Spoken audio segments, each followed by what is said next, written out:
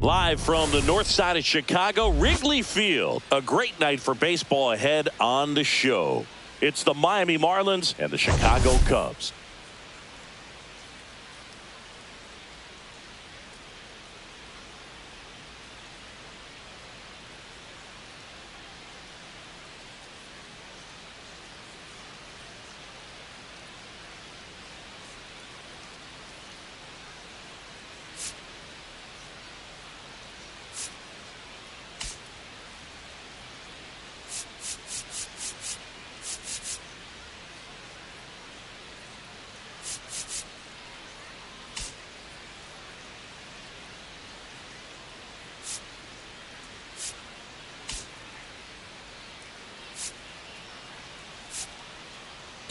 All right, Singy, let's get right into it. He threw an absolute gem last time out. Seriously, Boog. I mean, this guy was nearly untouchable.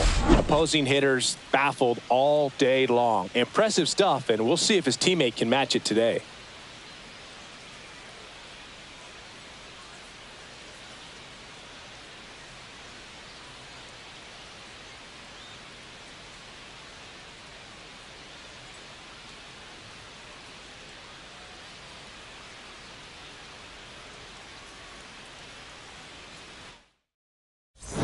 Miami Marlins and the Chicago Cubs. First pitch coming your way next. Just about set to go. And now here's the starter for the Cubs, Ben Brown. But Chris, he hasn't exactly been stellar here on his home mound. Well, I'll say this. Every player wants to perform well at their home ballpark, in front of their fans, in front of the city. And you know this guy no different. He wants to be more effective here. So, you look at the numbers. Miami, they haven't been great at home. I'm sure he wants to turn that around, and we'll see if he's able to start that in this one. All right, ready to get underway. And the batter now, Otto Lopez.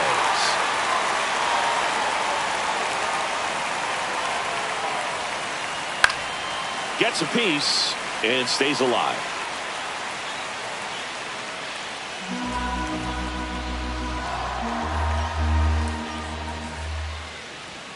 Got him looking. That's a strikeout.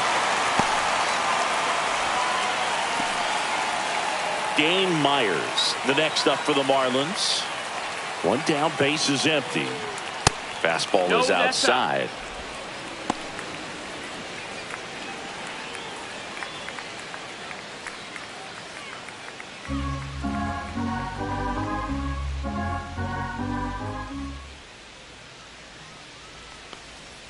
Got the bat going too soon. It's strike two.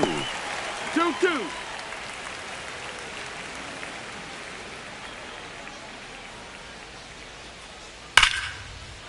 On a line, base hit.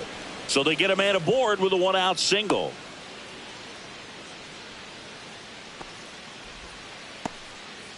Well, a swing like that can help you come out of this struggle. We saw the numbers coming into the ball game, but all he's trying to do at this point is help his team win. Stepping in is the switch hitting shortstop.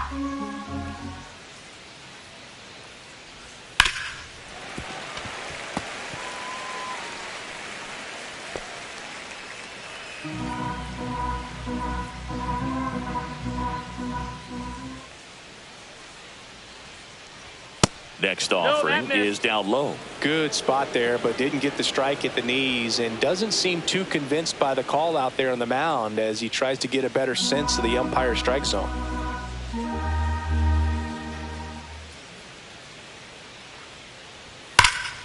Spoils a two-strike pitch, and he'll see another.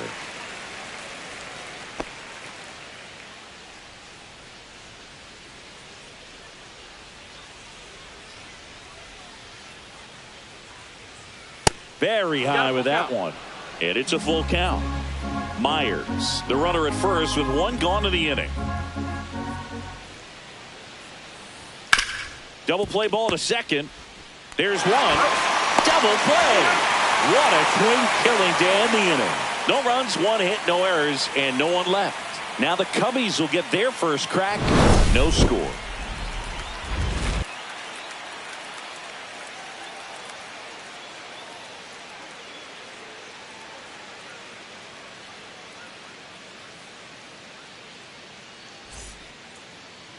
And we're back.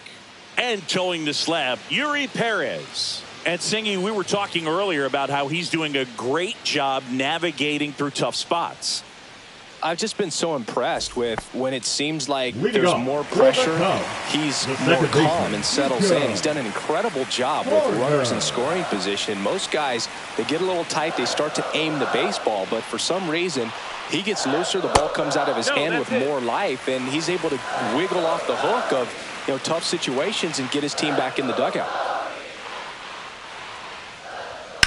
That one fouled off, 2-2.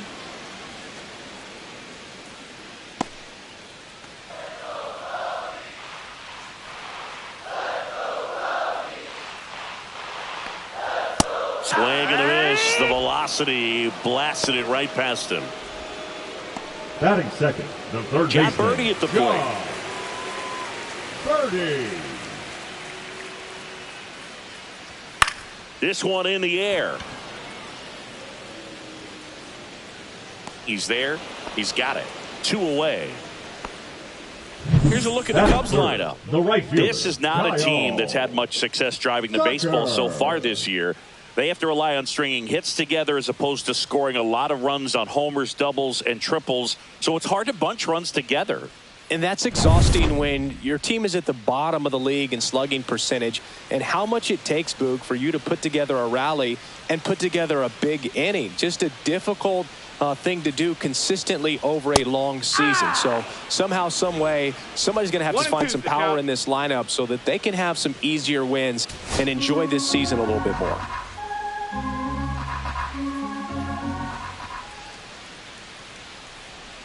That one not close. 2-2.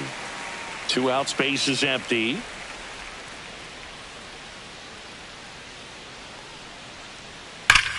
And that one hammered. That's back there. On the warning track and hauls it in. We played an inning, no score.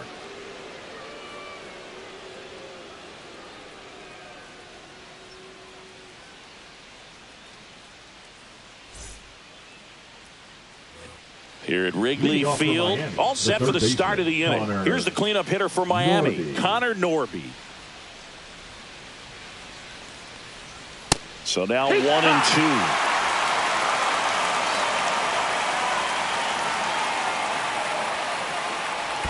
And that's in the dirt.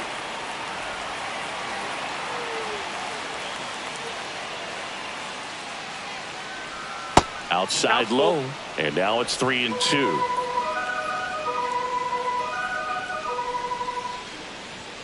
Fouled off, and they'll do it again.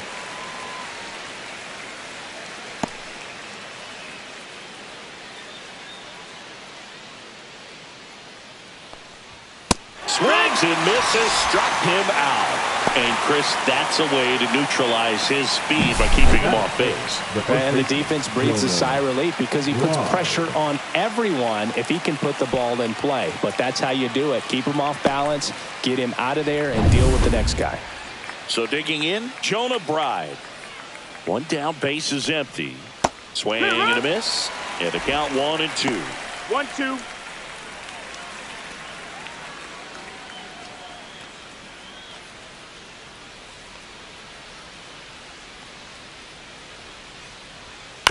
Swing and a ground ball, base hit right field. 2 up, 2 down in the top of the second.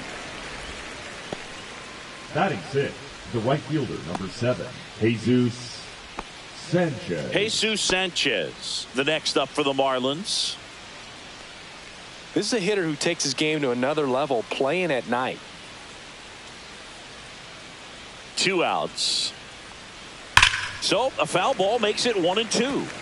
Nothing but curveballs so far in the at-bat. Kind of makes it difficult as a hitter to know what to look for because you start wondering if he'll keep coming with it or if they'll try to speed you up. Ball, and that's off the inside edge. It's 2-2. Curve in the dirt. Count.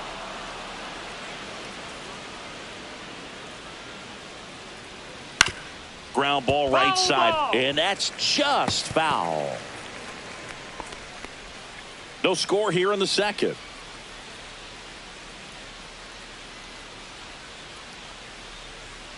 Swing and a miss. Struck him out.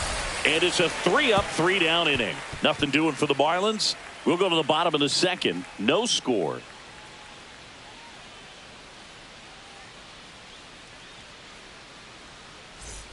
Bottom half of inning number 2. Now the Cubs' 4-hole hitter, Seiya Suzuki. Obviously a guy who makes good contact, hits for average, but one of the things in today's game, the value in the fact that he hits both righties and lefties. That's a base hit. And a good start to the inning. Just so sound in his mechanics. Hits against a firm front side, and the hands just continue to carry through the middle of the field. Ian Happ up to hit.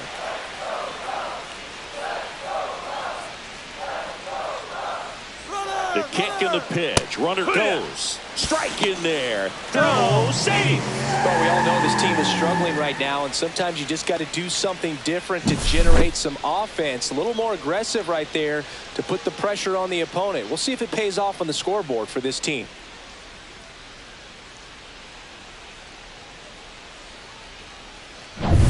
Suzuki stands at second with no outs.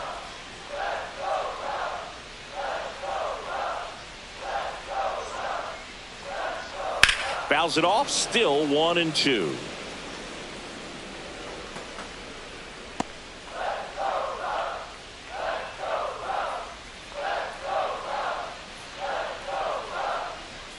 Man at second. On the ground. And foul ball. That wasn't an easy pitch to hit. It's much easier to do damage against mistakes, but that's not what that pitch was.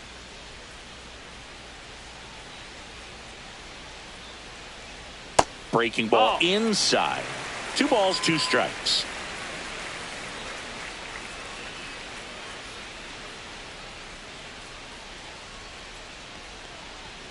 Goes down looking.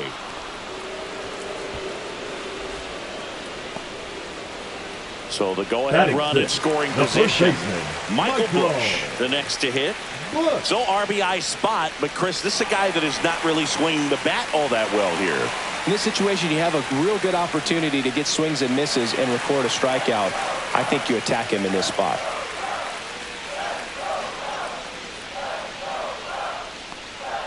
Next pitch, not close, up high.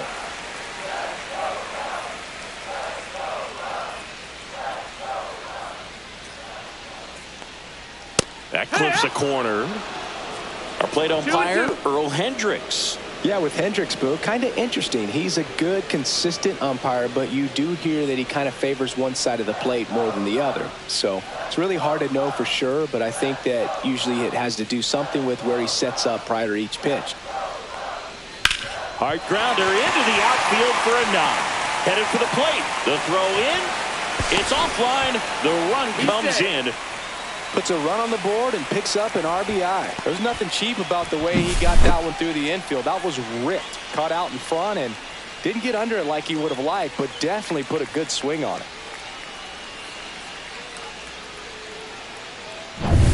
Runner on at first with 1 gone. And here comes Dansby Swanson.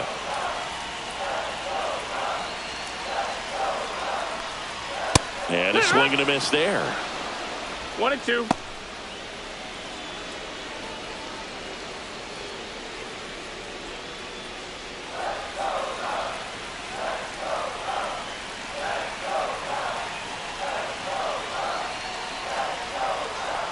The shortstop takes the ball.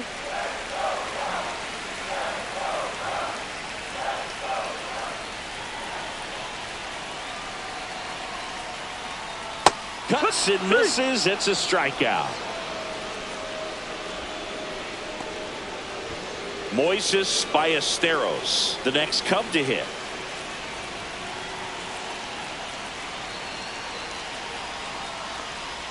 Just missed.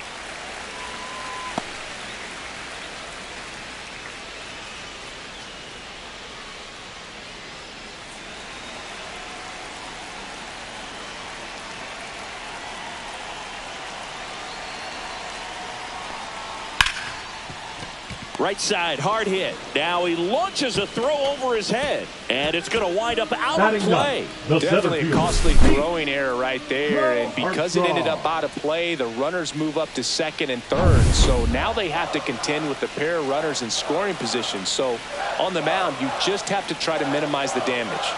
Now, Pete Crow Armstrong. And now 2 balls and a strike.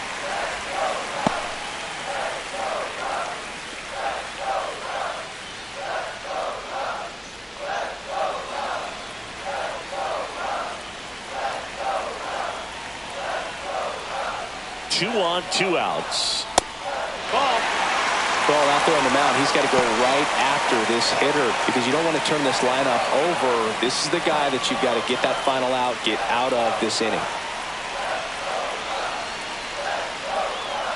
And that'll load the bases. Well, that sets up a really big at bat in this game. These are the moments when everyone in the stadium gets really locked in. Nico Horner will come up to hit. I know we're still early in the stages of this game, but this at bat has the potential of being a difference maker. You've got to stay calm in the box. Cut on and lifted in the air. Pulls it in on the run. And that will end the inning. But the RBI single pushes across a run. It's now a 1-0 ball game. Back after this on the show.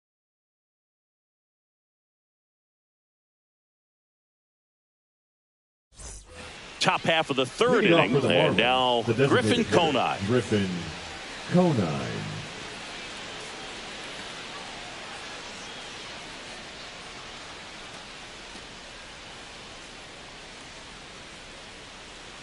And a 1-1. 2-1.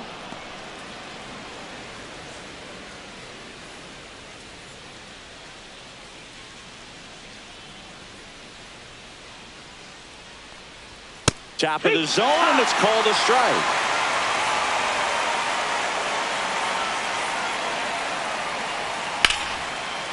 Swings and lines a base hit into left field. Man aboard on the leadoff single. Batting it. And here's the rookie catcher, Agustin Ramirez.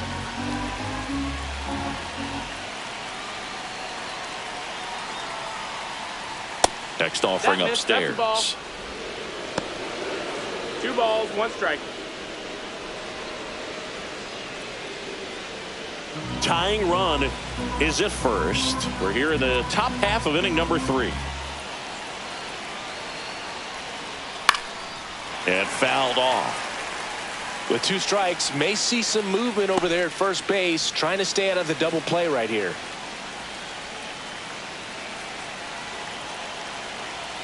Kicks and deals. Swing and a miss. Struck him out. He's notched 4 strikeouts now. Well, Boog, it becomes pretty difficult as a teammate when a guy's struggling like this. You don't know if you want to go up and tell him to keep swinging it, or you want to give him the space, what exactly he needs. But right now, it's clearly a struggle for him, and you're just hoping that somehow, some way it'll click, and he can get out of this as quickly as possible. And now, Derek Hill.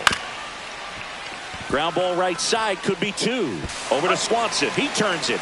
Good that they weren't overzealous there. Just take the shirt out. Keep the runner out of scoring position. Number 6, second baseman, Otto Lopez. So up next, Otto Lopez. Hill off of first with 2 away.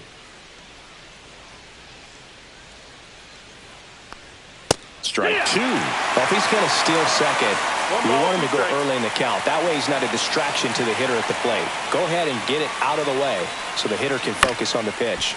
Swing, and this one's bounced to the ground. Handles, throws to first, and that is that. Marlins leave 1. They still trail 1-0.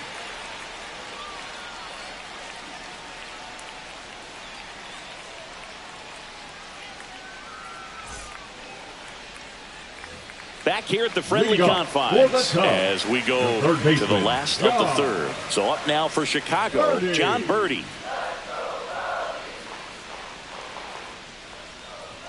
Swings through that one. So hard to touch. 1 and 2 is the count. I mean, at the top of the zone, 99, 98, even 97. as pitchers do such a good job of teasing that part of the zone, just elevating a little bit. It looks good because you see it for a good while as a hitter. Number 30, looks juicy, and by the time you swing, it's almost in the catcher's mitt.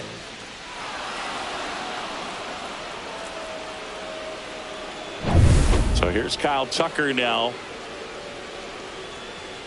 Ball to strike. The pitch. Hammered down the right side, but foul. Look out. That ball was smoked. Man, I am so relieved that they have this netting down the lines. Just ensures safety for the fans. Last thing as a player, you want to look up and see a fan get hit. Swings and sends a rocket to right. And a base hit. So a man aboard now with one away. Good two-strike hitting right there, Boog. A bit of a lost start for some, so that was nicely done to beat the odds. Got a fastball, middle of the plate, jumped all over it. Absolutely smoked that ball. So a man at first. Next is the designated hitter, Seiya Suzuki. A swing and a miss as he chases way out of the zone. 1-2.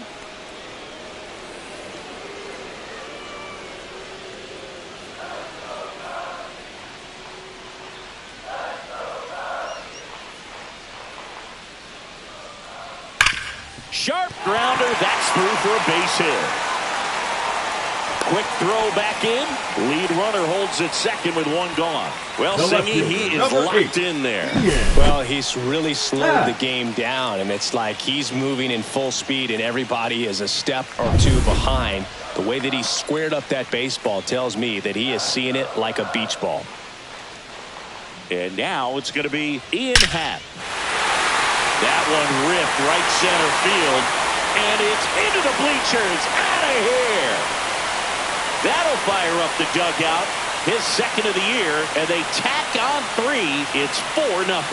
He absolutely crushed that one. No doubt about that one, Boog. We knew it wasn't coming back.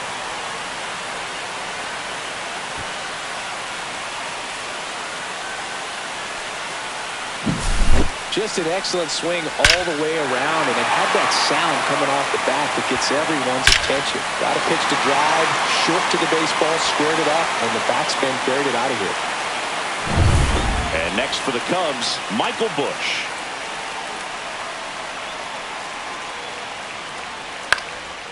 Ripped to third and caught. That swing right there tells me he's seen the ball pretty well. I know it didn't produce a hit, but he made solid contact, and that's all you're looking to do anytime you're at the plate. 2 outs, base is empty. Dansby Swanson, the next Cub to hit.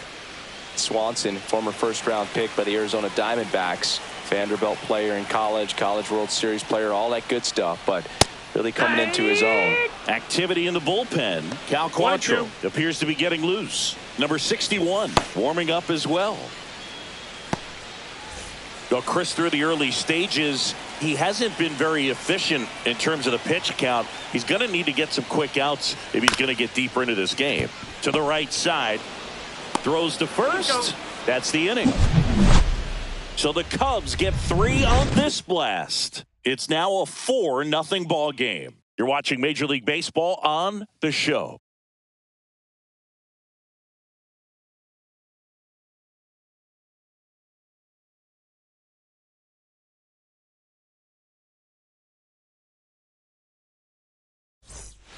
On the north side of Chicago, John Sciambi and Chris Singleton out of the 4th. Now the left fielder, Dane Myers. Misses outside. 2-1.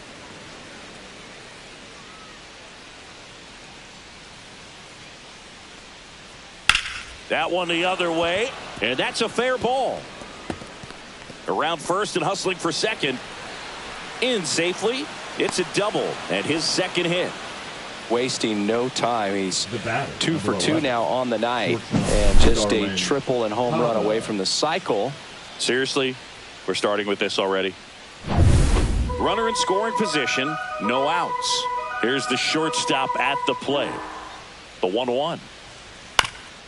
Up the middle. Nice grab. Throws from his knees. And they get the out. Well, you can see right there, he looks very comfortable going to the backhand. Nice diving stop. Gets up to complete the play. That'll fire the team up for sure.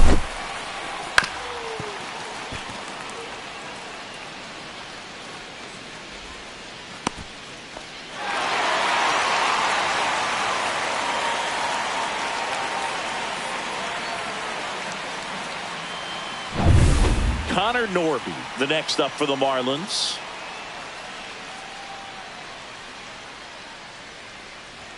And a swing and a miss. He's pitching well, but not 2-2. throwing a ton of first pitch strikes. Usually doesn't work out for success, but you can never predict baseball.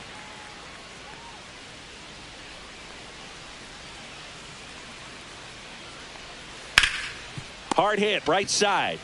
And he handles it himself for the out. Well, there it is, a little old school manufacturing of a run after that double. Ground out to get him over and another ground out to get him in. Nice job to get that RBI. 2 down, bases empty. And now the first baseman, Jonah Bride. 2 down, bases empty, but 1 run across. Top half of inning number 4. So a foul ball makes it 1-2.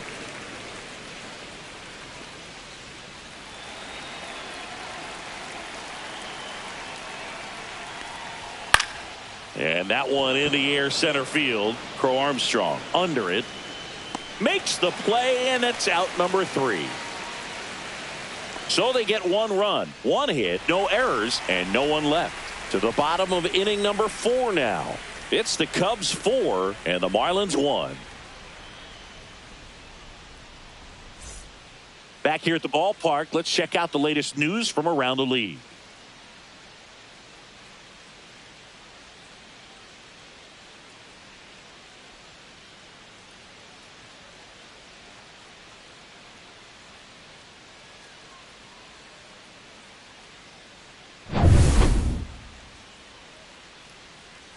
The 1-1. And a foul ball. Well, he hasn't quite settled in out there. 4 runs in 3 innings. He's going to have some quick 1, 2, 3 innings to pitch deep into this ball game. Swing and a ball lifted in the air. Myers hauls it in, and there's 1 away. Now batting, center fielder, Pete Crow Now Armstrong. here is Pete Crow Armstrong. I think when you contemplate him as a player, the first thing you think about is defense, and you think about that great arm. I also think about the speed. If he can get on, that's going to give one more thing for that pitcher to think about. 1 ball, 2 strikes. Love how vocal the umpire is today. No doubt in the hitter's mind, catcher's mind, and even the pitcher's mind as to the conviction in the call.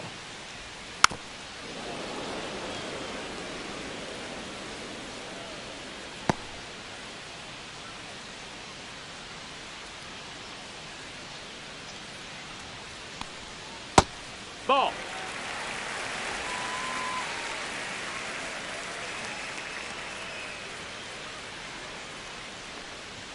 Next offering Doubtful upstairs.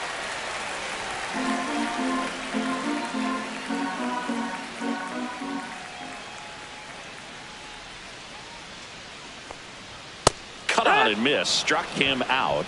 Now 5 strikeouts for him on the mound. Now batting, second Here's Nico baseman, Warner. Nico. Chris, baseball today, Warner. so many strikeouts, and they are available to pitchers. But this is a guy that puts the bat on the ball and is kind of different from the players that we see day in, day out. Outside, and that's ball 2. Yeah, his swing is so good. It's in the zone a long time. He gets the barrel to it a lot, and that produces more base hits.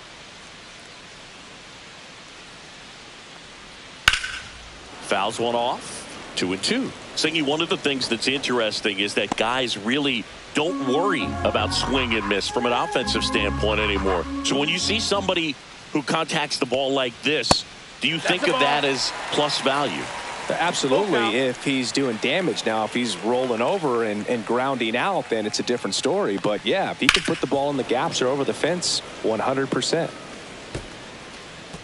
Yeah, and the domino effect of that is running up pitch counts on pitchers and then either getting them to a place of fatigue or getting into the bullpen perhaps before you get to those higher leverage arms at the back end. 8th pitch of the at-bat coming up. One of the things that Jim Leland used to say when I was broadcasting with the Marlins, the longer a plate appearance goes for a batter, the more likely it is that something good will happen for the hitter.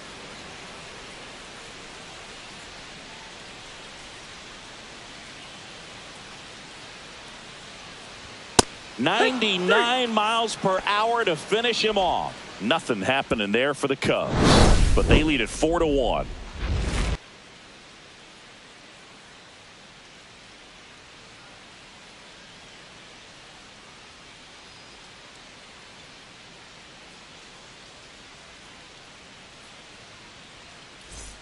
And welcome back to the ballpark. Ready now for the 5th inning. And now, Jesus Sanchez.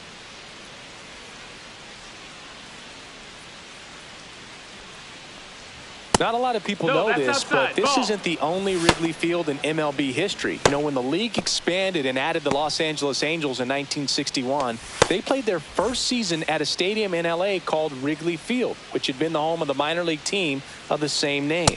Just missed. That's the ball. Boog, he never moved because he never had time to. But that kind of velocity, you'd prefer that pitcher work away. Foul ball.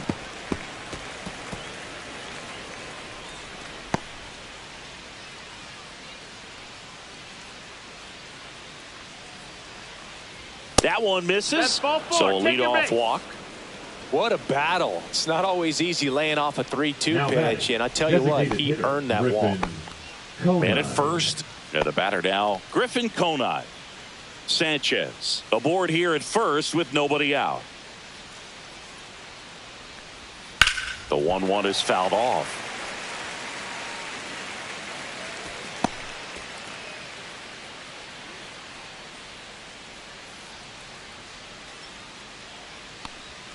Caught him looking for the K.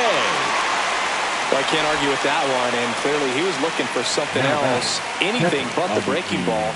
It's a great pitch to hit right there if you're looking for it, and kind of a gift at a 2-strike count, but sometimes you just get fooled and you got to tip your cap. Here comes the manager out of the Cubs dugout, and he will make a move to the pen. Ben Brown is done. It's a 3-run game, and we'll be back to tell you about the new arm in a minute. Now pitching for the Cubs. New pitcher in the game for the Cubs, Tyson Miller.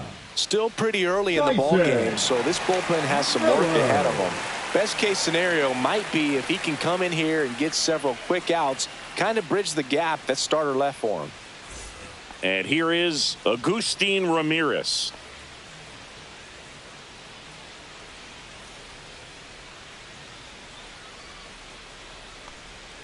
Misses the zone for a ball. That was the sweeper. Man at first, one away.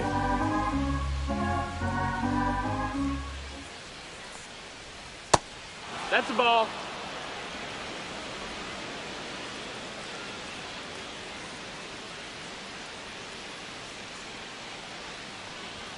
That's a strike across the top of the zone. They're pretty good as far as being in the strike zone, but I'm sure as a hitter, not too good with where it was located. Very top of the strike zone, middle away.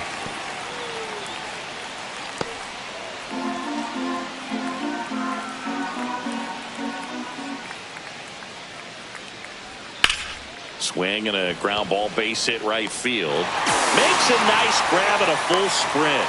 And there's 2 down. Wow, he looked like he was running before the ball was hit. Didn't have much time, as that was a hard hit liner, but a nice job of covering a lot of ground in a short amount of time. And now for the Marlins, Derek Hill.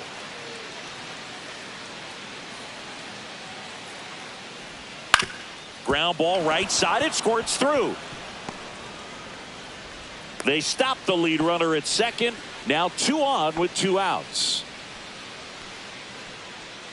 So the batting order turns over. Stepping in, Otto Lopez. The 1-1 is fouled off.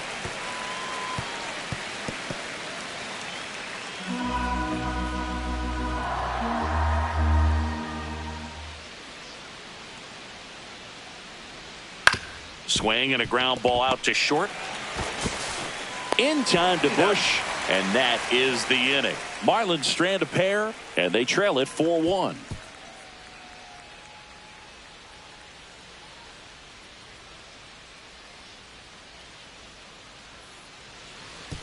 Now pitching for back now to start the bottom of the 5th, and taking over on the mound, Jesus Tinoco. Well, he's been a really tough guy to take deep this season. You usually have to string some hits together in order to get to him. So digging in, Leading John off Birdie. for the Cubs, He's someone that the you third might not baseman, describe as John having elite level speed, but he Birdie. can absolutely move, and it is a factor in his game. The 2-1. And delivers 3-1. outside. Look, this guy's definitely a plus runner, but what I love about him is that he goes all out every single time, never takes a break. It's guys like that, even though they don't have the elite speed, the fact that they're consistent with it, they make moves on the base paths.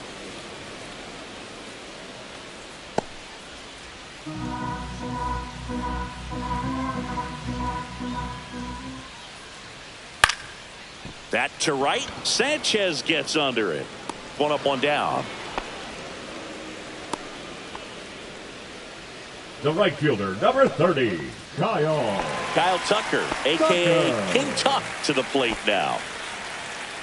Tucker, who's been an all-star and a Gold Glover. Pitch is in the 2-1. dirt, and it's 2-1.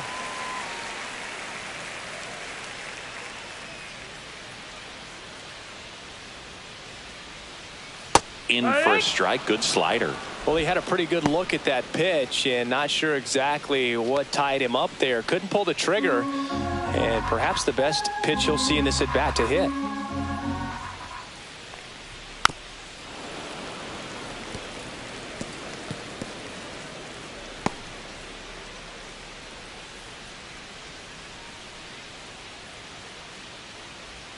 Sets him down on strikes. Went back to the slider, and it was a good idea. Now it'll be the Cubs DH. Seiya the Suzuki. designated hitter, Seiya Suzuki. 2 down, nobody on. Last half of inning number 5. That's hard hit in the line. Myers pulls it down, and that is that. Nothing doing here this half. We're through 5. It's the Cubs 4 and the Marlins 1.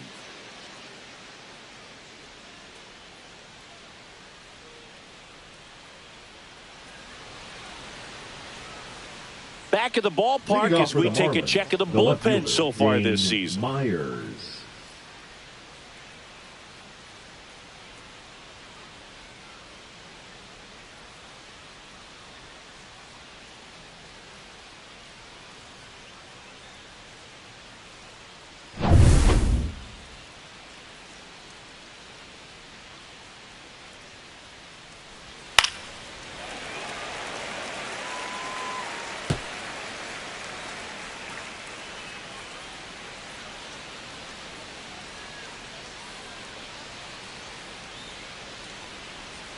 Yeah, the 1-2 misses to even the count.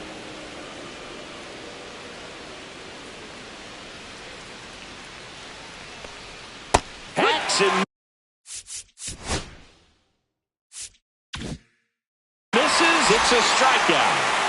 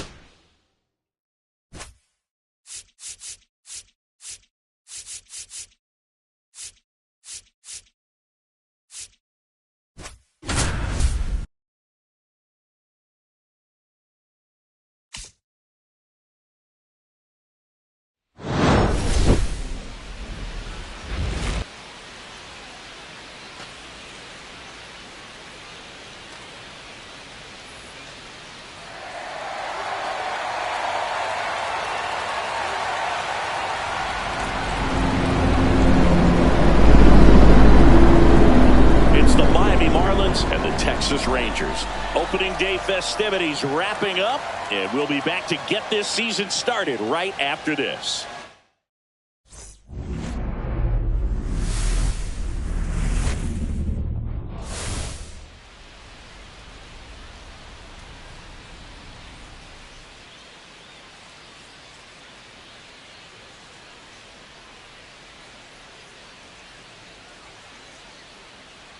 With my partner, Chris Singleton, I'm John Shambi.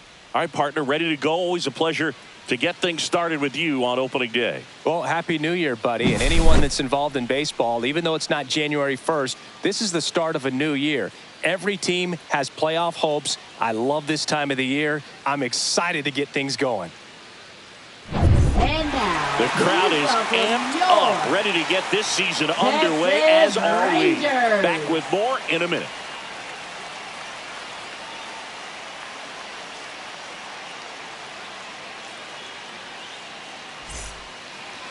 Just about ready to go. And on the hill, Nick Martinez. What do you got on him, Chris?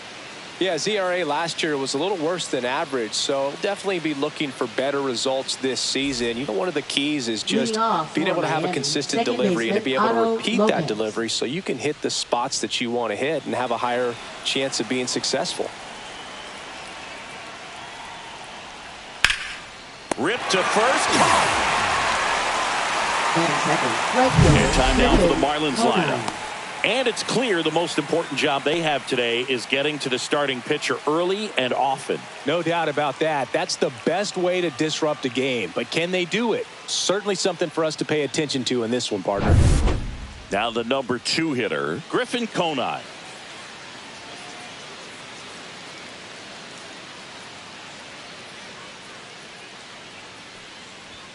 So a foul ball makes it 1-2.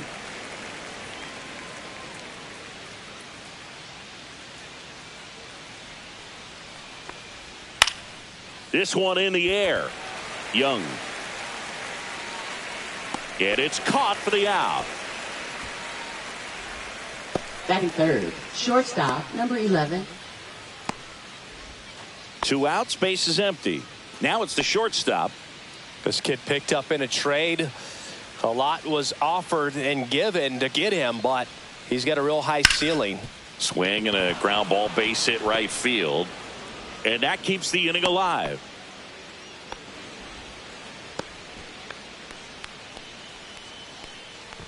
Max Kepler at the plate. The pitch. So a foul ball makes it 1-2. So glad these ballparks have installed the netting to protect the fans, keep things safer all around the league. Nope. That misses. And a count now even up. Recognize that changeup right out of the hand. Just spit on it. Runner on the go. Cut on and missed, and it's a strikeout, and that is the inning. 1 left for Miami, and now the Rangers will get their shot in a scoreless ball game. It's Major League Baseball on the show.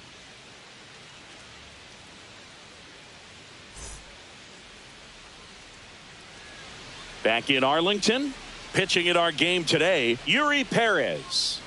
Well, last year kind of around the league average in terms of ERA, and you know what? That's why you have 5 different spots in the starting rotation. You've got to have people round things out, and not everyone's going to pitch like a number 1 or number 2 every outing or every season. But last year, he gave his team an opportunity and a chance to win every time he took the mound on average. And when you look at that kind of performance, it has a place on every ball club. Swing and a high fly ball, well struck. Back there. feeling for the wall as he makes the catch. Batting second. And now we take a look at the Rangers lineup. All right, Siggy, how about all the talent in this lineup? Well, there's a lot of young talent in this lineup. I think as they gel together, gain some maturity over the course of this season, they could be playing October baseball. Ezekiel Duran now at the plate.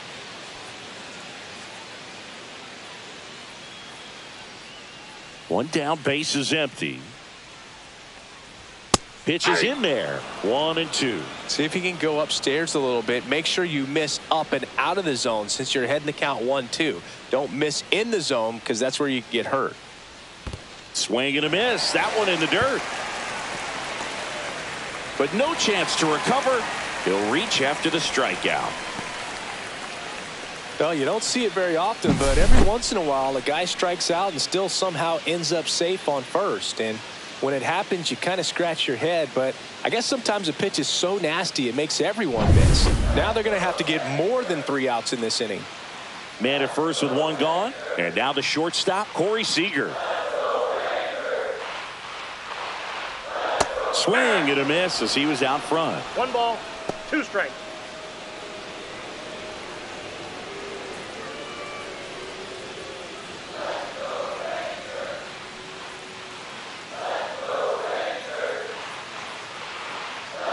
The 1-2.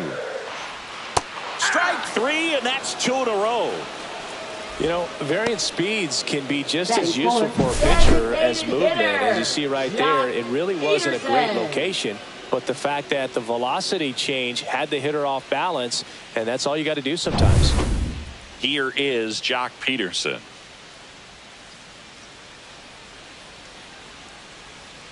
The 1-1. That one Fast missed. ball, 2 balls, 1 strike.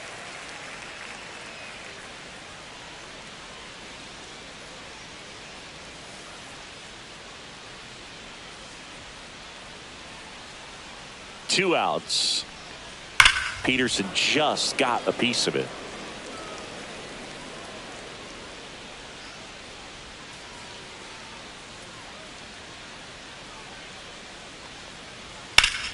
Gets a piece there. We'll do it again. I would throw him another breaking ball. Try to go again with the fastball, slightly elevated. He just is having a hard time catching up. Ripped right field. That's back there. That one way back, and it's gone. His first homer of the year. It's 2-0. He hit that into the wind, and it still had enough to leave the ballpark. He really connected on that pitch.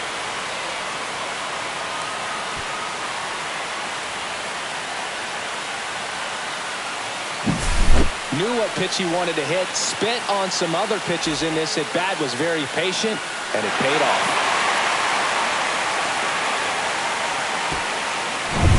Two outs, nobody on.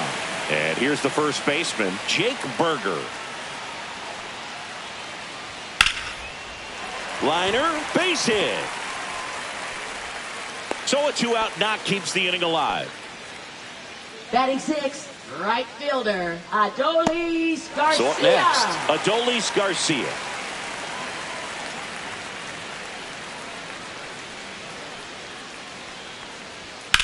Swing and a high fly ball left field. Drops into the glove, and the inning is over. Texas plates 2 on the homer, and it's 2-zip. It's Major League Baseball, and it's on the show.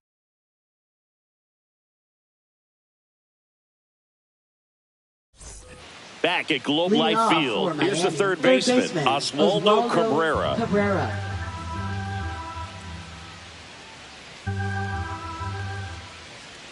So after scoring runs, this is where you're looking for that shutdown inning, get that hot team back in there to swing the bats. That one misses, and the count is 3-1. Umpiring behind the plate for us today, Boog, is Mike Fillmore, and he is a good one. He'll reward pitches on the edges a little bit, but the main thing is he doesn't keep you guessing. Once he established that a pitch is a strike, it stays that way. Hard ground ball, base knock. So a runner aboard to start the inning. Batting sixth, first baseman Davison De Los Santos. Next to hit, Davison De Los Santos. Here's a 1-1. Line drive, caught. Puts the tag on him, and it's a double play. Batting seventh.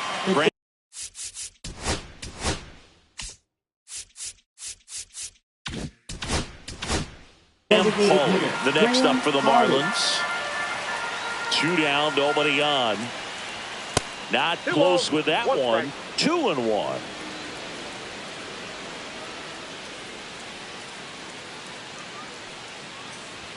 In there at the knees.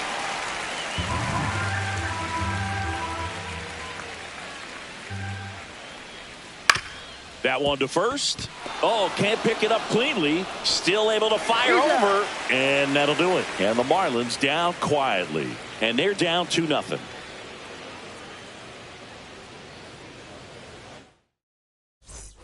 Bottom of the second. Now the catcher for the Rangers, Kyle Higashioka. For the Rangers, catcher Kyle Higashioka.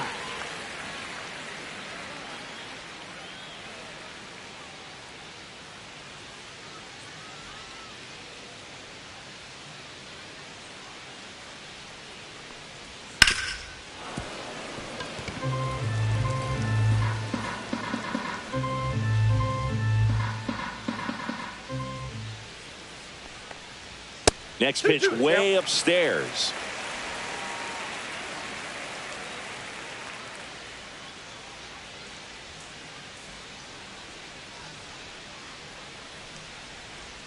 And the slider just misses. Really good take, especially with 2 strikes.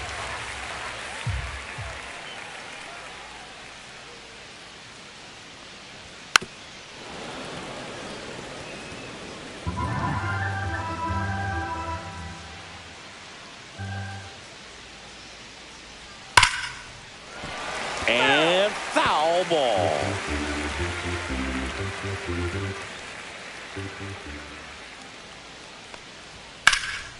Swing at a high fly ball right field.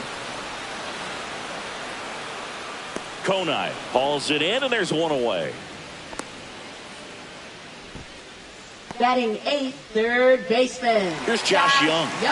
Taken high in the draft, he's had that top prospect labeled over him since he put on a professional uniform. But at some point, that starts to go away, and you've got to produce at the big league level. The next offering misses. 2 balls and a strike.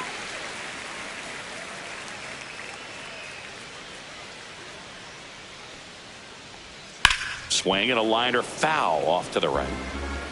1 out, base is empty.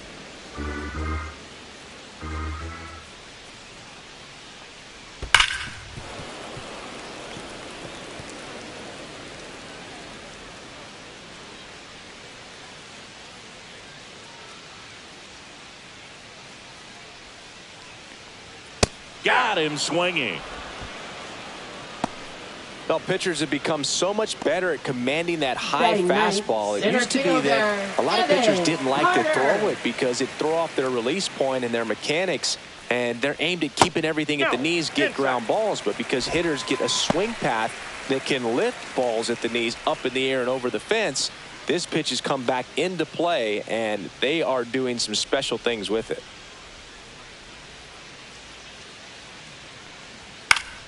Fouls one off out of play, back to our left.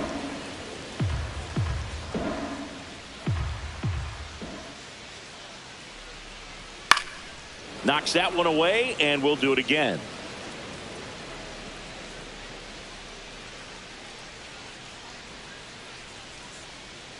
Worm burner into the outfield for a knock. And that extends the inning.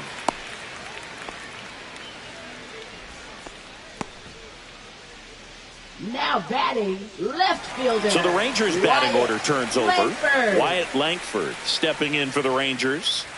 Singy, you got to appreciate a guy who's this good defensively. I mean, watching him track balls in the outfield, it is beautiful.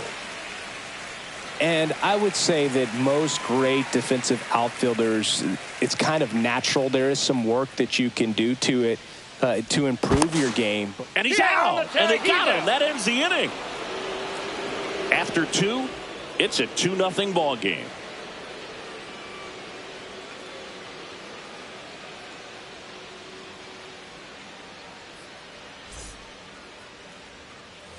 And we're back on to the third inning. And now we'll see one of the top prospects in baseball step in the box for his major league debut. Spencer Jones.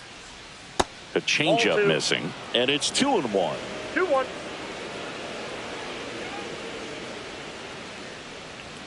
And strike 2. 2 balls, 2 strikes.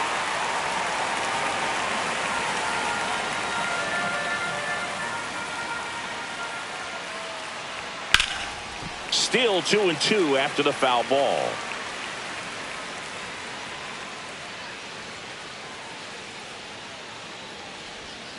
Battling here as he fouls it away.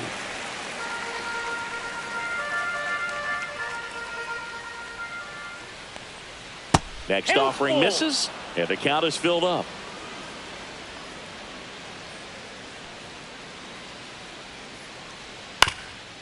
Up the middle, and that one handled on the run, sent it over to first. Nicely done for the out. Good fade and sinking action of that changeup. Got that hitter to roll over. Now it's the Marlins catcher, Agustin Ramirez.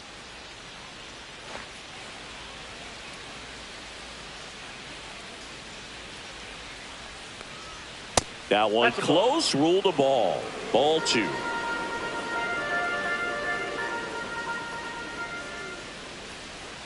And that drops in for a strike. 2-2 to count.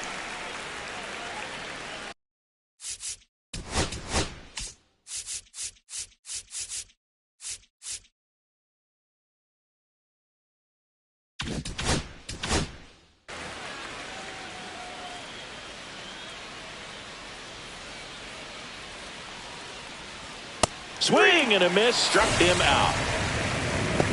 Came inside with that 2-strike fastball nicely and just bunched him up Marlins, on the inside part of the plate. Couldn't get around on it and catch it out front. Many times if you do, it's a foul ball. And you know, a lot of pitchers, they really don't like working inside with 2 strikes because they do not want to hit that batter. And when they've got him up against the ropes, got to figure out a way to put him away. Did a nice job right there. Delivers a pitch in for a strike at 95.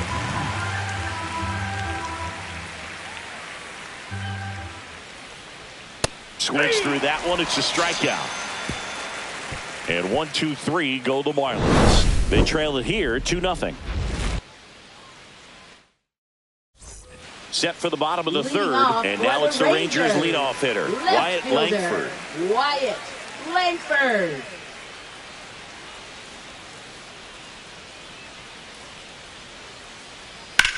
Swing and a high fly ball out towards right center field. Jones makes the grab, 1 down.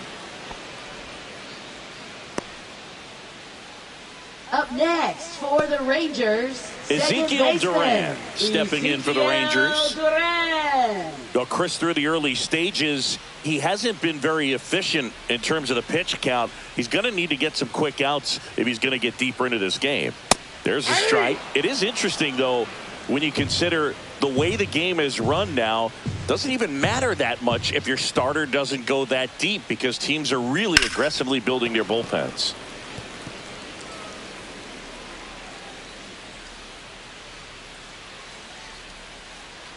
One down, base is empty.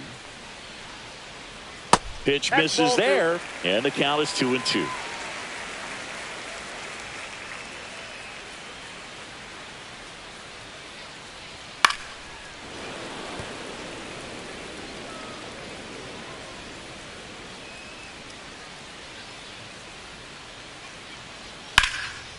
Liner, and this could be trouble. Around first, heading for 2. And that's a 2-bagger.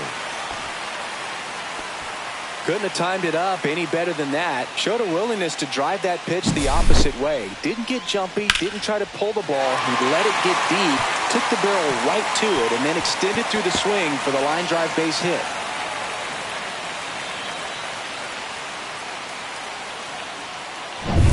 Here's Corey Seager.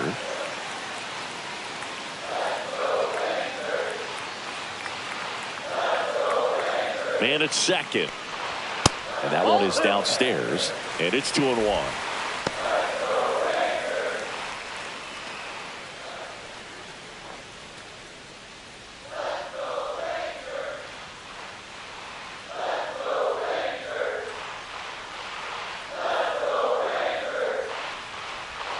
Swinging a foul straight back.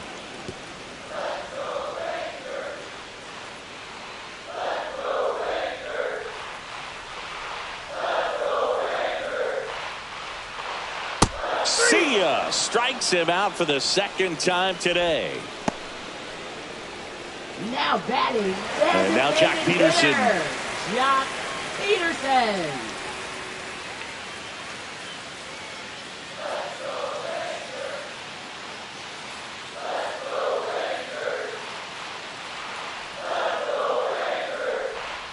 Inside.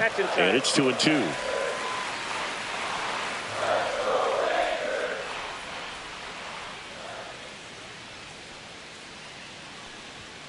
That one ripped. Jones makes the catch. And that will end the inning. Rangers leave one. They're up 2-0.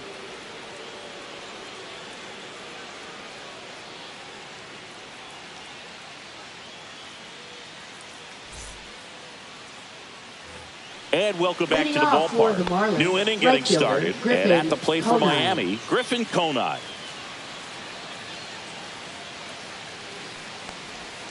And that skips in the dirt. You know, these Marlins just lacking discipline at the plate in this ball game. They're chasing a lot of pitches outside the zone, and those chases that are turning into a bunch of outs. Can they turn that around and stay within the zone? We'll see, but I think they have to. Next pitch is downstairs.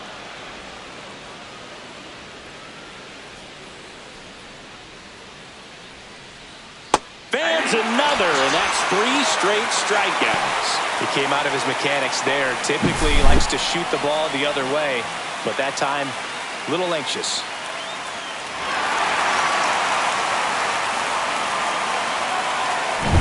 Here's the shortstop at the plate. One down, base is empty.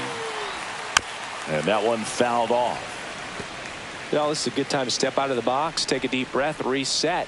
A couple of change-ups. Probably won't see another one here. Making 4 strikeouts in a row, just cruising along. Really love the pitch sequence right there. I'm telling you what, pitcher and catcher are on the same page right now. Max Kepler. Now batting Max Kepler. 2 down, nobody on. Here on opening day.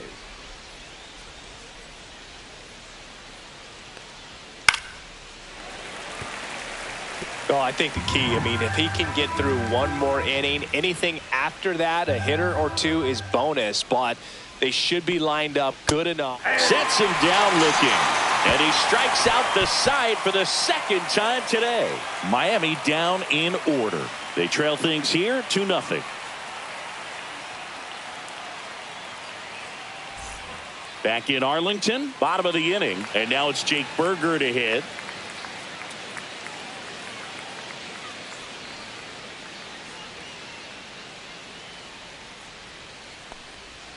And that is out of play.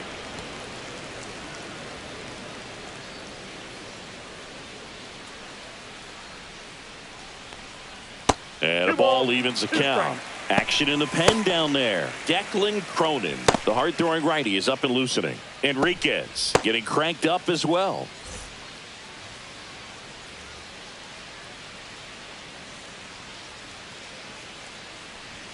Cut on and miss, struck him out. He picks up his 5th strikeout on the hill. Great location with that 2-strike fastball. I'll tell you what, as a hitter, you're looking to protect the outside part of the plate, stay back on something off speed. So many times that location with 2 strikes, you just can't get around on it, and that's a tough one to compete with. Swing and a miss as he was out front that time. 2 strikes.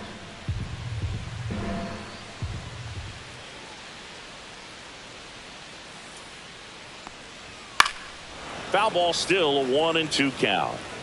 Base is empty, 1 away. We're here in the bottom of the 4th. Fights that one away, still 1-2.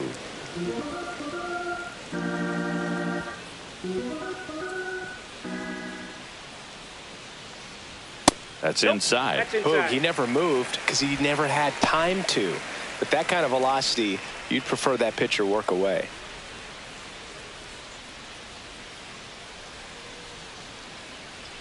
And that one just missed off the outside edge.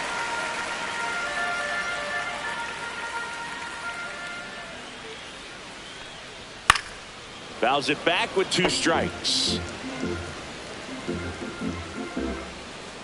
3-2 now. Keeps the at-bat going with a foul ball. Grinding AB right here. About to see pitch number 10. Swing and a miss. Struck him out on a slider, and there's 2 gone. You know, Boog, you often think of sliders more for that Now horizontal batting, movement, catcher, but most of the good Kyle ones have both Higashioka. vertical depth and that horizontal movement, and that's what we saw right there. Good drop on the break and got him to swing over the top. Now the Marlins manager out of the dugout, and he'll make a move to the pen. Yuri Perez won't go any further. Just never found his groove. Wasn't able to settle in. Now pitching New for arm coming Miami. on. Back in a moment. Number So the 23. Marlins go with a new arm. Max Meyer. He's into the game with the bases empty.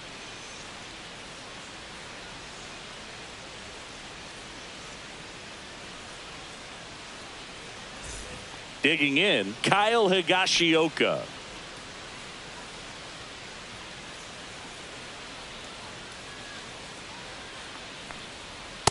Outside, that's a ball.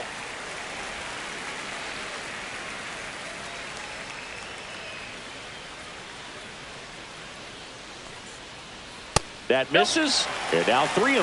Back-to-back breaking pitches away, you get the feeling as a hitter that the pitcher's afraid of you, that he doesn't want to challenge you. So I think the confidence level is raised right here. Fly ball down the line. Could be extra bases. Now he turns and heads for second. The throw in. Not going to get him. He's in there. Well, patience and discipline paid off right there as he got into an advantage count. That pretty much split the zone down the middle, and those are the ones where you got to make them pay.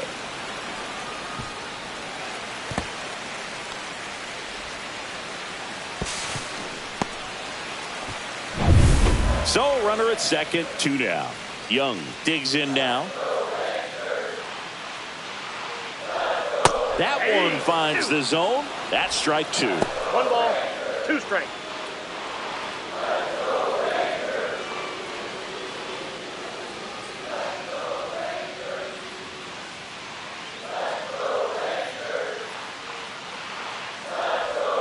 Swing and a miss, and that is that. No runs, 1 hit, no errors, and a man left. We played 4. It's the Rangers 2 and the Marlins nothing.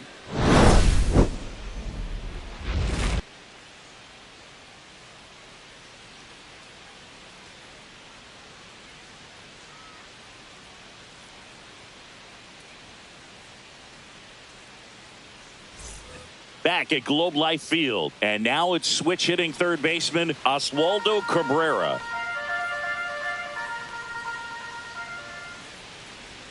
In there. And so now 1-2. Movement in the bullpen. Dane Dunning up and loosening in the pen. Webb getting loose as well.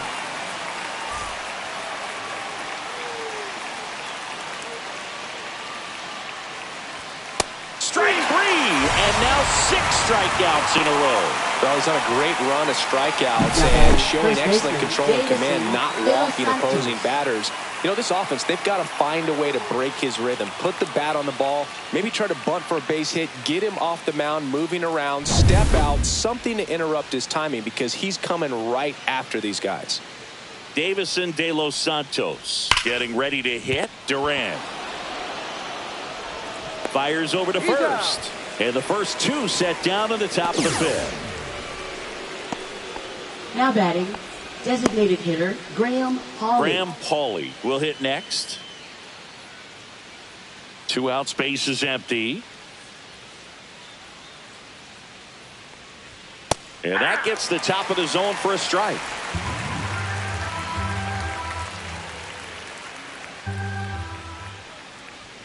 Swing and a miss. Struck him out. And good work there as he gets a 1-2-3. He continues to roll on the mound as 5 shutout innings are in the books. It's the Rangers 2 and the Marlins nothing.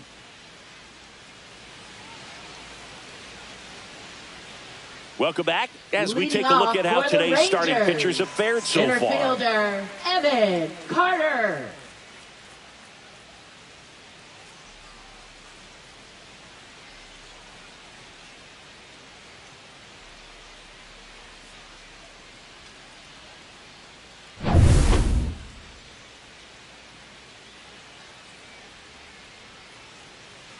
And that one pulled foul.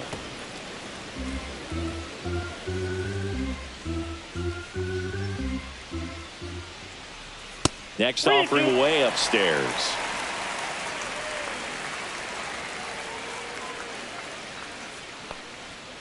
And a foul ball. He stays alive.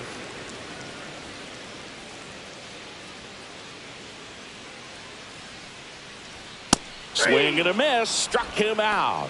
Tied him up on a fastball inside. You usually are going to see that inside fastball a little longer coming in from the opposite side, but that pitch really got in on him right there. I mean, that's a well-thrown pitch. Tough to do anything with that in terms of getting the hands through and the sweet spot of the bat to the baseball. And they'll do it again.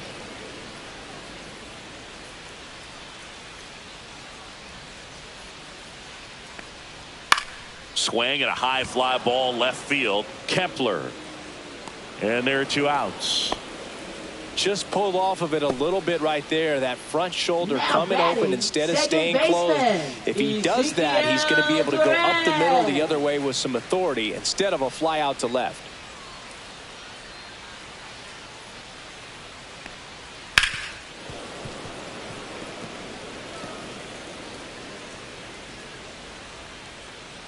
Two outs.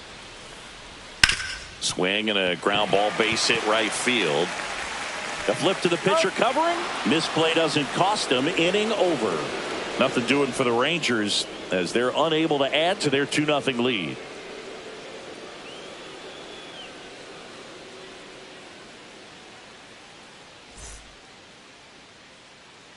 We're back and they make a change to start the 6th. The new pitcher, Dane Dunning. And this is an important part of this game. Tight score and still a lot of outs to get. So they're looking for a big outing out of them right here to get some critical outs. And now for the Marlins, Spencer Jones. Number 78.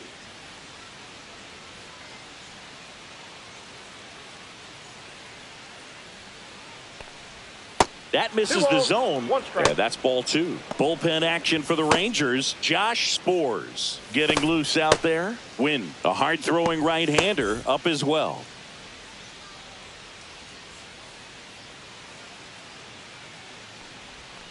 Out to short. Seager throws to first in time. And that's 1 out as they get the leadoff hitter in the 6th. Now batting number 50. And now Agustin Ramirez. Base is empty, 1 away here on opening day. That's off the inside corner, and it's 2-1.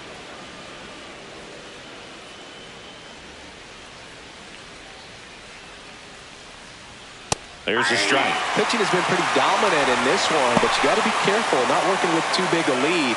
They could get right back in this ball game if you're not careful.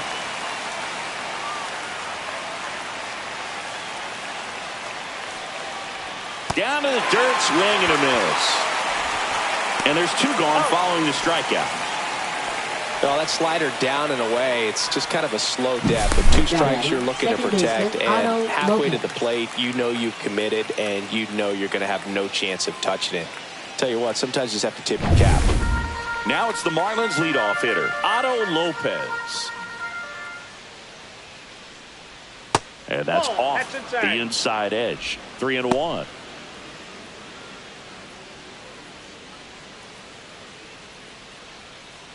Two down, nobody on. And we're in the top half of the 6th.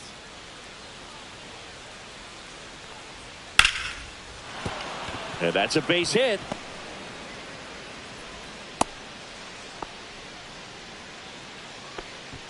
Now batting, right fielder, Griffin Conine. And up next for Miami, Griffin Conine. Runner! First offering. Runner goes. That's in for a strike.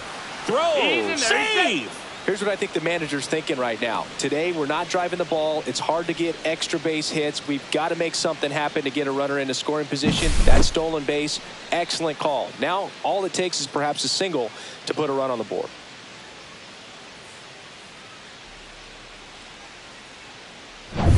Lopez stands at second with 2 gone.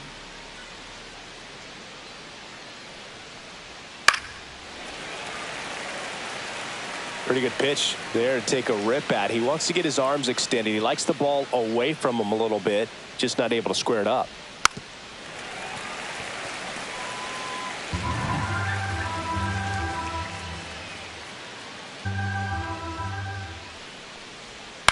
Towards first. Dives and he can't hang on. Flip to the pitcher is in time. And they do get the third out of the inning. 1 hit, 1 left. Heart of the order, 3, 4, 5 coming up. It's the Rangers 2 and the Marlins nothing.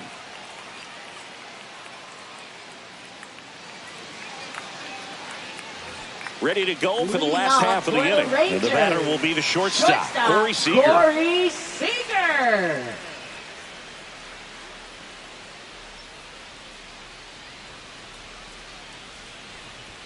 Swings through the fastball up in the zone.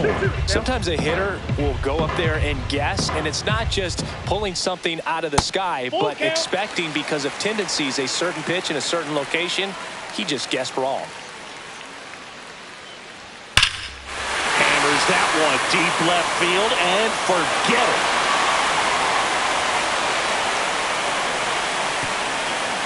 And they add to their lead. It's 3-0. Really impressive hitting a ball that far going into the wind. Nothing was going to stop it from getting over the wall.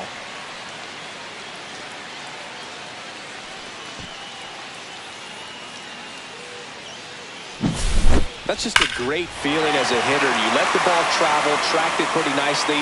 He's almost beat there, but he gets the bat head in time, and it's true enough to stay fair. I mean, that's a good feeling when you can hit an opposite field home run, and he did it right there. And there's a ball. Always exciting to see a leadoff home run in an inning. Kind of gets the offense fired up, and you start to expect a big inning.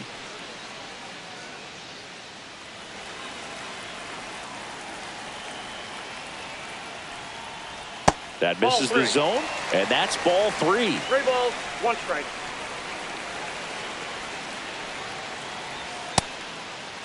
Checks his swing.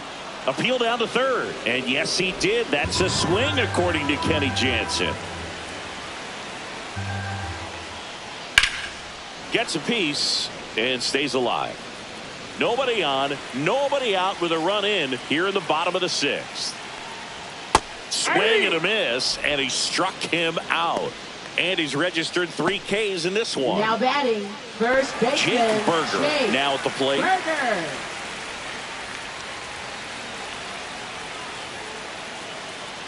One down, base is empty. Hey.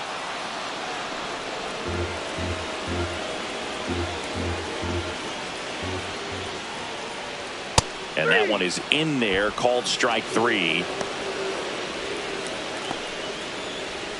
Now here is Adolis Garcia. Right fielder, Adolis Garcia. Outside low, 2-1. The guy at the plate could recognize slider out of the hand. Didn't stay in the tunnel very long in terms of depth and perception. He knew right away it was an off-speed pitch. Up the middle, lays out, but he can't squeeze it. Gets it there in time, though, and they come away with an out after a tricky start to the play. Texas extends the lead with the solo shot. It's now 3-0. You're watching Major League Baseball on the show.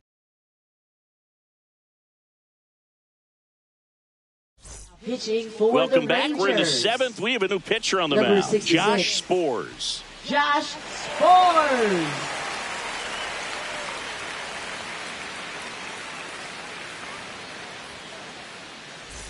Stepping in is the Leading switch off hitting for the shortstop. Shortstop, The number Marlins 11. in striking distance, but have some work to do. Boog, it starts with the leadoff man. Need a good at-bat out of him right here. That's off the mark. And now 2 balls and 2 strikes.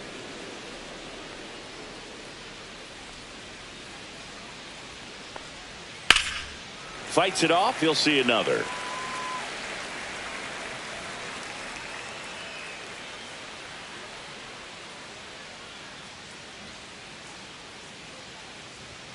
Got him swinging for the strikeout. Went back to the fastball, and it was effective.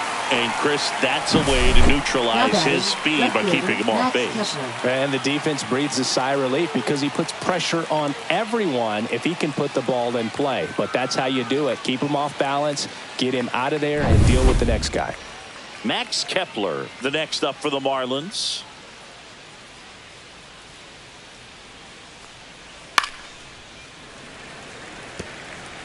The Rangers leading by 3 here in the top half of inning number 7.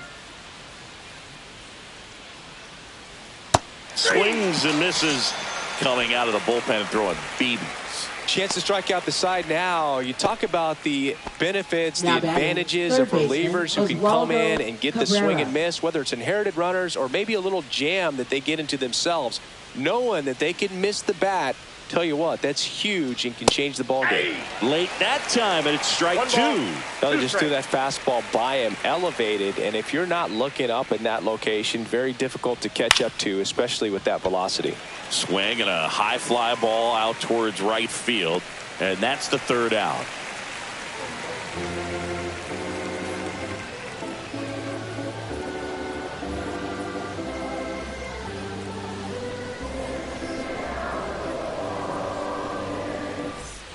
Bottom of the 7th, leading off Kyle Rangers. Higashioka. Catcher Kyle Higashioka.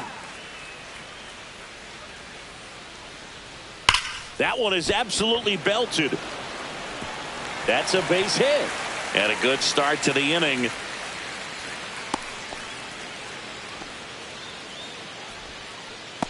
Now batting, third So digging in, baseman, Josh Young.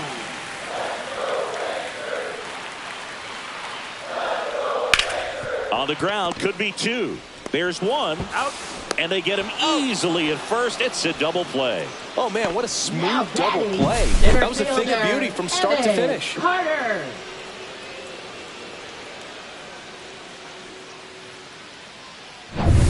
Evan Carter stepping in for the Rangers. Hard on the ground to first.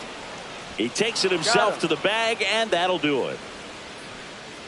Rangers go down quickly there, but they lead at 3-0.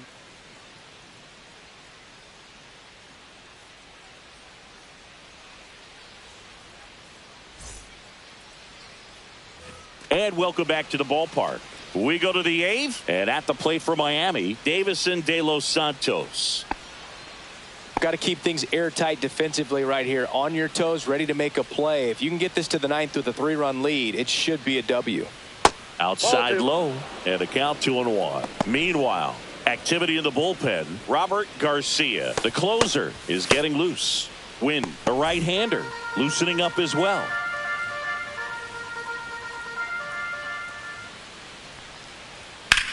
Out towards right center field.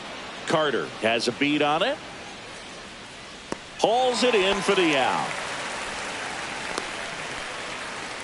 Now batting, the designated hitter, Graham Pauley. Now here's the Marlins DH, Graham Pauley.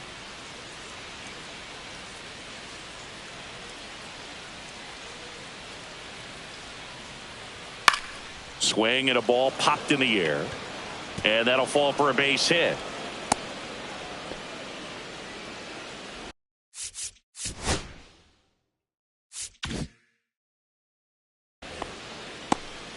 Here comes the skipper.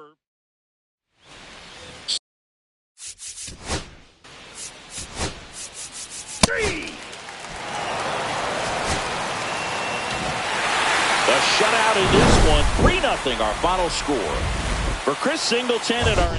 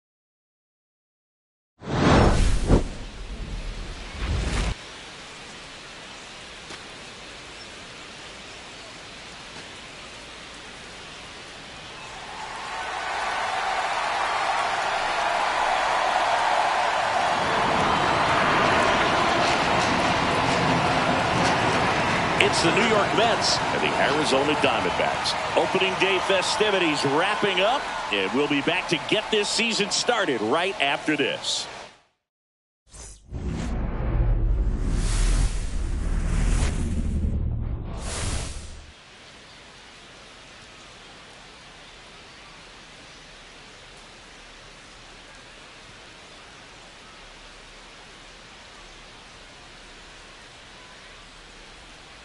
Along with my partner, Chris Singleton, I'm John Shammy. All right, partner, ready to go. Always a pleasure to get things started with you on opening day. Well, Happy New Year, buddy. And anyone that's involved in baseball, even though it's not January 1st, this is the start of a new year. Every team has playoff hopes. I love this time of the year. I'm excited to get things going. And now, the crowd is amped up, ready to get this season underway, as are we. Back with more in a minute. Arizona Diamondbacks.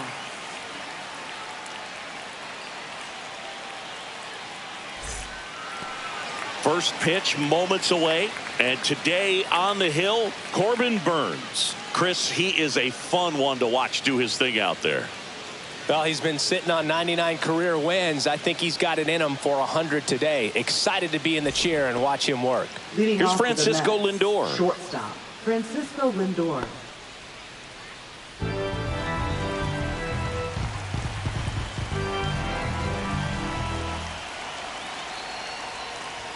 That one finds the corner. Counts full, 3-2. I mean, that's perfect location, right on the black. I mean, over and over again, this guy demonstrates the ability to hit those spots. They're so tough to do anything with as a hitter.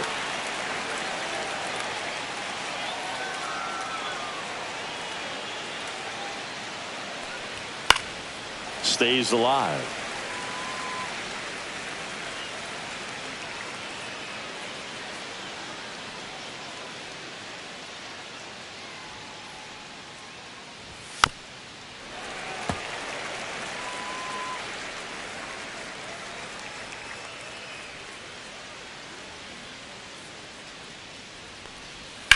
Swing and a ground ball, base hit right field. Handles, throws to first. Lindor retired.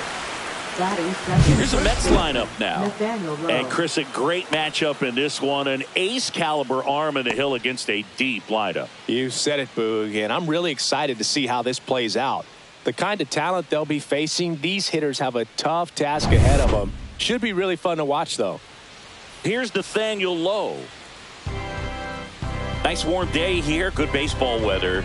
Does that change anything, Chris, especially for the hitters? Absolutely. You feel so much more comfortable at the plate. You're not worried about, getting jammed on fastballs inside part of the plate. You can kind of be more selective instead of just looking out away so that you can get the barrel to it. And that part, you can get it on the inside part of the plate as well. That's the third. Marte throws to first in time. Quick start to this afternoon's action. Two gone. Third, right fielder Juan Soto. Two down, bases empty. And now it's Juan Soto. He's a guy who does it all. With the lack of contact in today's game, this guy hits for contact, so he delivers average, but there's on base and slugging too. Fouls it off, still 1-2.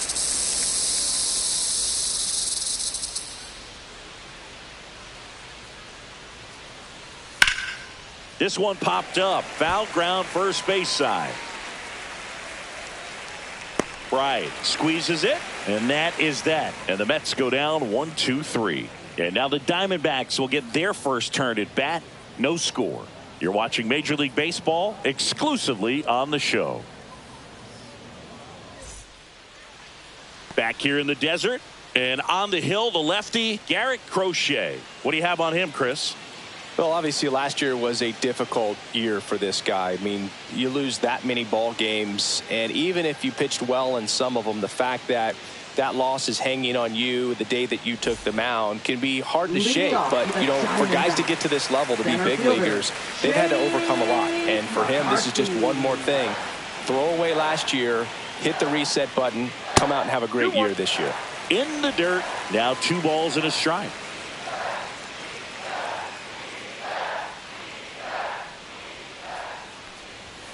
Now a screamer into the outfield. And there's one away. Time to take a look at the Diamondbacks lineup. A very athletic offensive group with speed spread throughout this offense. Yeah, and it's so important that they have patient and quality at-bats because the key is to get on base. If they do that, then they can create a whole lot of havoc on the base paths, get runners around the score, and then that's going to get you some good pitches to hit as well. So a very athletic team, and we should be in for a treat in this one. It's not the standard approach that we see in today's game, but it does work for them offensively.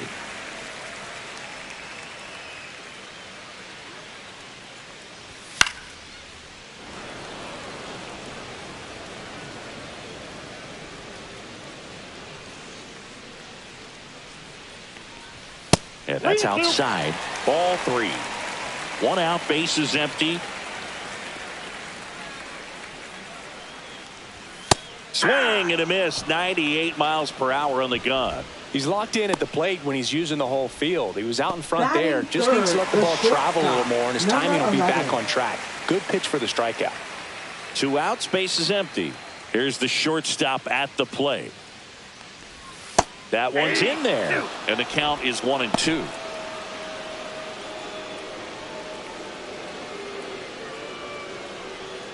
Two outs, bases empty.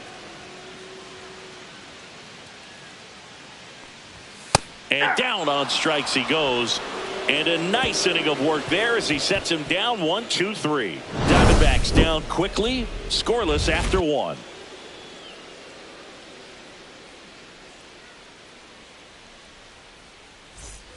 Back here at Chase Field, second inning set to go. And stepping in for New York, Mark Vientos. The part about Burns' journey that's so interesting, former 4th-round pick out of St. Mary's where he pitched alongside Tony Gonsolin.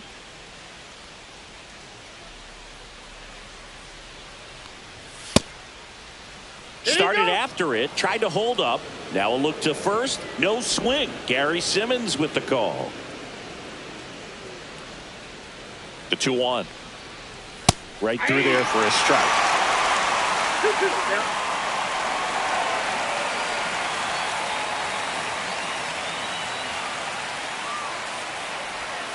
The other way, and it goes just foul. Well, they gave up on that pitch early, and it ended up staying in the zone. I'm sure he's kicking himself and would like that pitch again. That's foul off to the right side, keeps the AB going. That wasn't an easy pitch to hit. It's much easier to do damage against mistakes, but that's not what that pitch was. Here's a 2-2. Breaking ball misses down and away.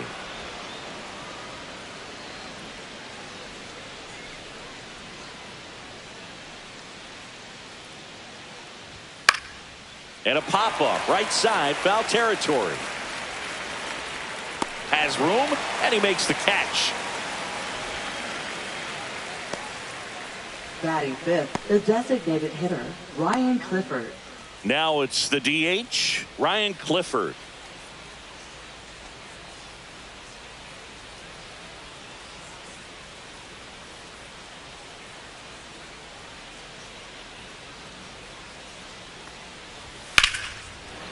Ripped to short, snagged on a bounce. Sends it to first. 2 up, 2 down. Batting 6th, second baseman, Ronnie Mauricio.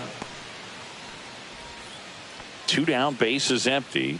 Ronnie Mauricio up now for the Mets.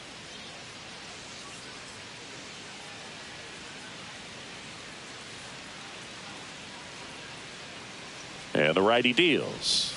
A little out front there as he swings through it. Filthy changeup right there. Just pulled the string. Popped up. Marte should have it. And that is that. Nothing doing for the Mets. We'll go to the bottom of the second. No score.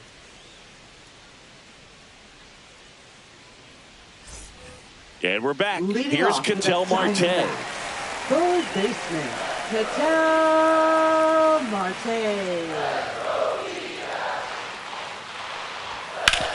On the ground to third. He gets there with the slide. Over to first. And that's a great play for the out. We saw a few skills on display there for the out. Technique was great. Reaction time was there. And the slide was smooth. Watching that play come together was really fun.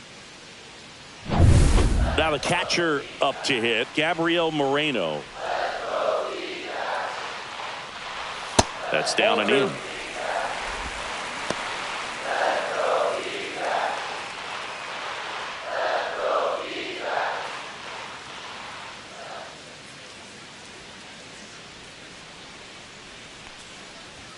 That's in there.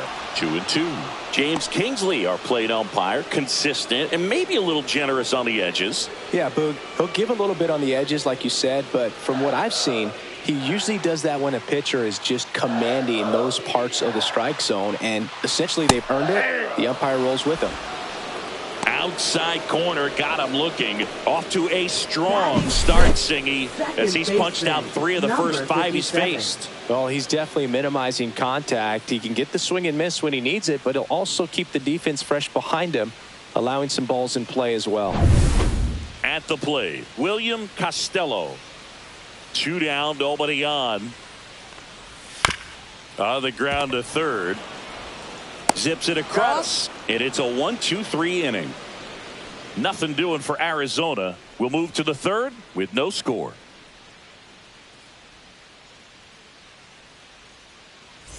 Well, here we go. Top of the third, scoreless game. Here's the catcher for the Mets, Francisco Alvarez.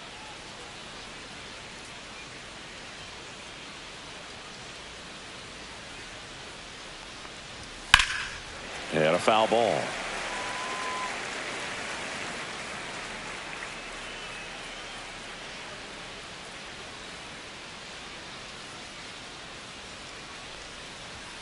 Swing and a miss. Struck him out. 1 away. That cutter right there had just enough movement on it to get the swing and miss. It wasn't a great location by any means. That's typically a spot that hitters can handle. So I'd say he fooled him with just enough of that late action. And now the center fielder, Drew Gilbert. 1 down, base is empty. Swings through the fastball up in the zone. Remember, Burns won the Cy Young Award in 2021, but in 2019 he pitched 49 innings and had an ERA just under 9. And it was at that point that he ditched his 4-seam fastball and ended up going with that cut fastball that has been such a crucial pitch for him. That's out number 2.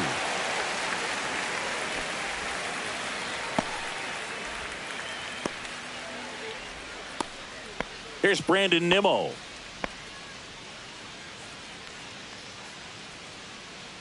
Top of the third, no score.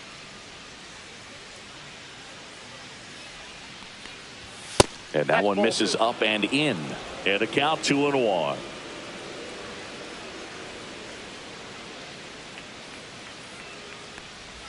Outside with a breaking ball.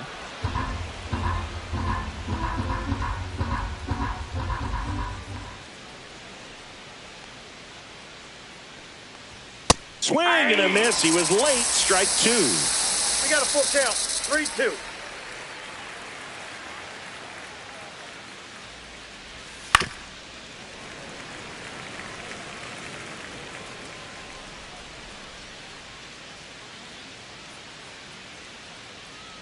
Two outs.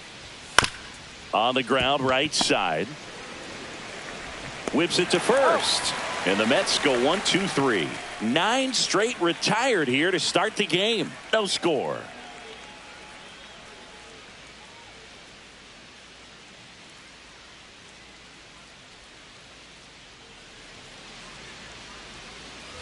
And welcome back to the ballpark as we go to the last of the third. Now at the plate, Richie Marbury. And that one off the outside edge.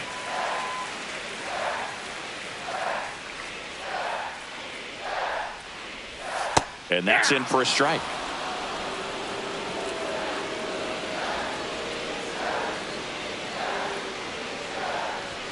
Next pitch misses, and now 3-2.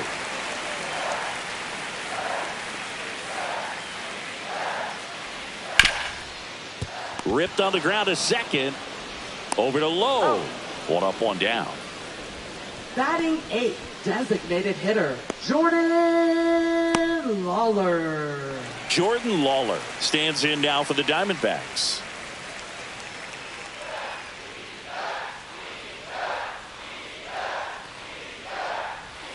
That missed by a lot. 2-1.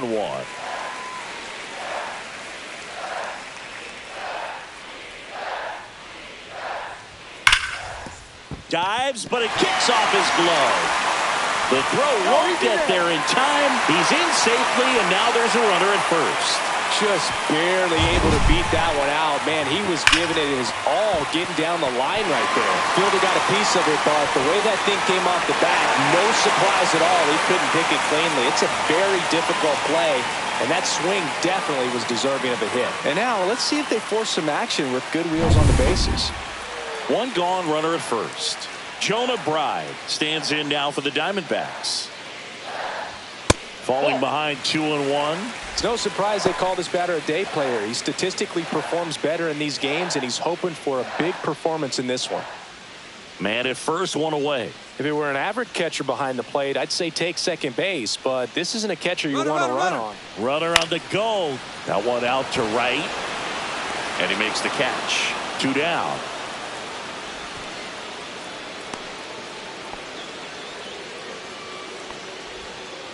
Now batting, center fielder, Jake McCarthy. Jake McCarthy stands in now for the Diamondbacks.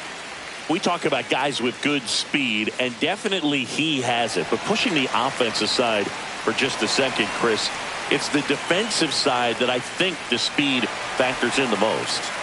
2 gone, but the go-ahead run is at first here on opening day. Runner on the move, ball outside. Throw to second, out there, and that ends the inning. The catcher definitely looked ready for that stolen base attempt, got in position quickly, and a strike down to second base to end the inning.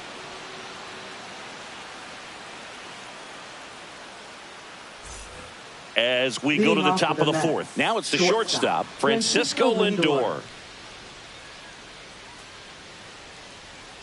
For Lindor, being drafted out of Montverde Academy, he's a guy that's turned into one of the best all-around players in the game. Just missed. Well, these Mets, as this game goes on, have to be more disciplined at the plate. They're chasing a lot of pitches outside the zone, and those chases are turning into a bunch of outs. Can they turn that around and stay within the zone? We'll see, but I think they have to. Hard ground ball, base knock. So a man on base to start the inning. Oh, that'll make you feel good as a hitter right there. I know that was a ground ball, but it was absolutely hammered through the infield. That's not one you're excited to get in front of if you're an infielder. You know they used to say, charge it. Crazy.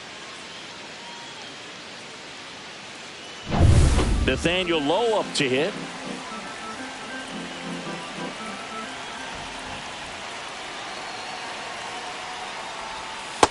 Ball, that's down. Well, here's a good opportunity in this inning to get on the scoreboard after that leadoff hit, and hardly order coming up right behind them. This is where they need to get going. Runner at first with no outs here. Burns with a move to first. Tagging, they got him. Lindor picked off. So much for their first hit right there. Good move, and he had him leaning all the way.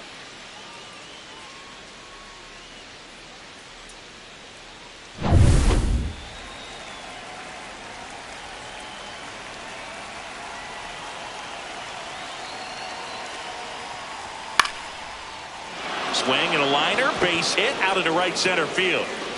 So they get a man aboard with a 1-out single. Now batting, right fielder. Dominant Juan performance Soto. for him today, Boog. Just 2 hits allowed so far, no runs across either, and he's had an answer for just about every hitter he's faced. So I don't think this hit is going to knock him off his stride too much. Juan Soto now.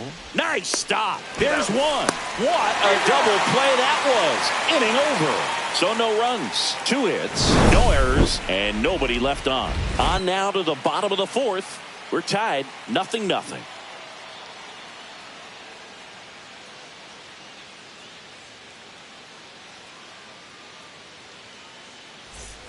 Back here in the desert, Leading bottom of the off fourth. Here's the Diamondbacks leadoff Center hitter, fielder, Jake McCarthy. Jake McCarthy.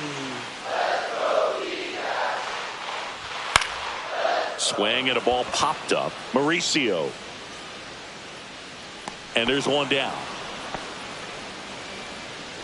Now batting, right fielder, Corbin Carroll. This is Corbin Carroll. All tied up. We're here in the bottom of the fourth.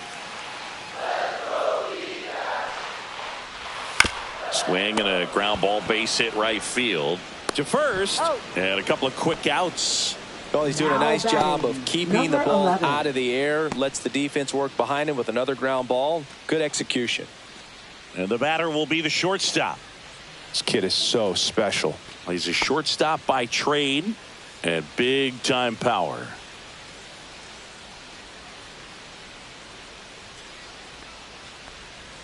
Yeah, that's fouled off. Seems like from day one, his strike zone and plate discipline looked like he'd been in the league for 6 years already.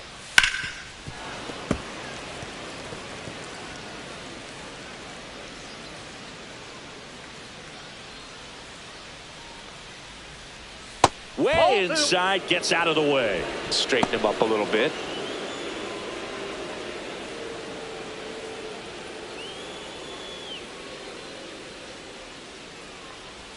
That one missed. Ketel Marte waiting to hit for the D-backs.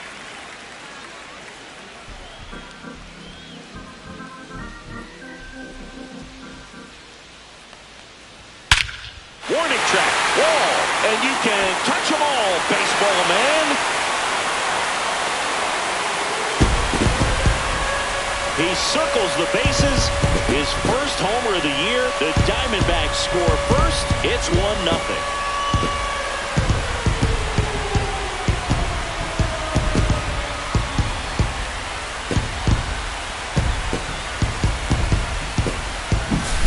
Knew what pitch he wanted to hit. Spent on some other pitches in this at bat. Was very patient, and it paid off.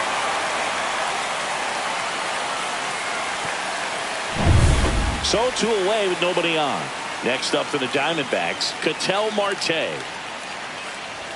Edge of the zone for a strike. 1-2.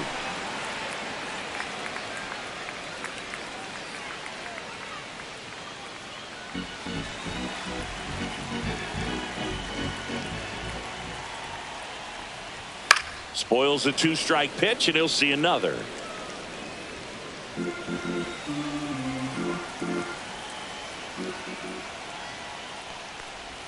That one missing inside.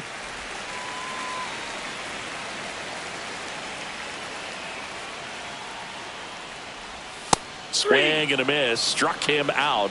Make it 4 strikeouts. Snake strike first with a solo shot. It's now 1-0. Major League Baseball is on the show.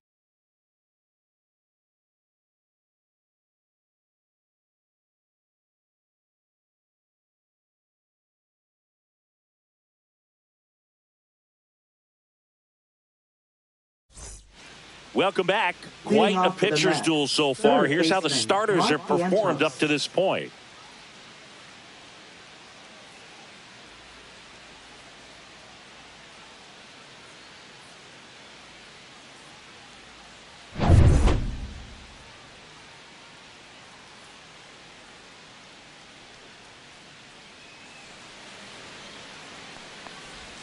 Next pitch is outside. Well, these Mets showing great discipline at the plate, and patience definitely seems to be the name of their game in this one. Starter's leash has to be getting tighter with his pitch count where it is, but so far he's been really effective in this one.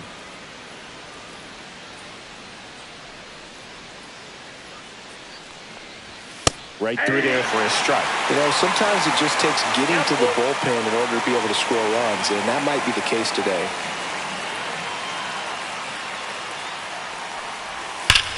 High fly ball, pretty well struck out towards right center. Ranging back, makes the catch, gliding onto the warning track. Thought that was a no-doubter. I think the wind was holding that in this ballpark. And next for the Mets, Ryan Clifford.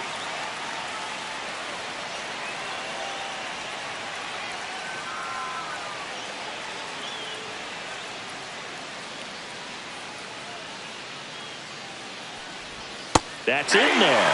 That is strike two. He's pitching well, but not throwing a ton of first pitch strikes. Usually doesn't work out for success, but you can never predict baseball. High fly ball out into left center field.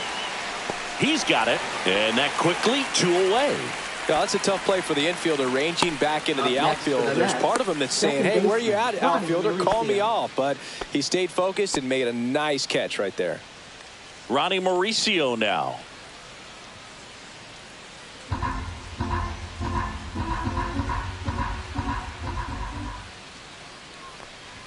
That misses. 2-1. 2 down, nobody on. Here on opening day.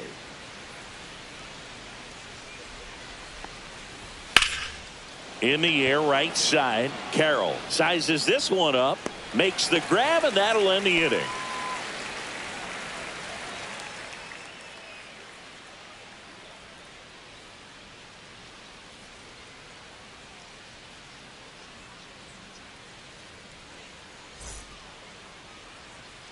Back here at Chase Field, we head to the bottom of the 5th. And the batter now, Gabriel Moreno.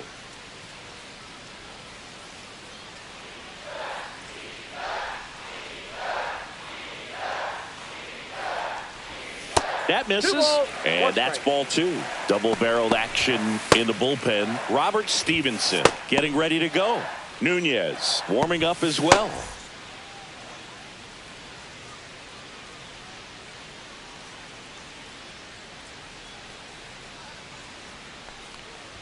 That one misses. 3-1.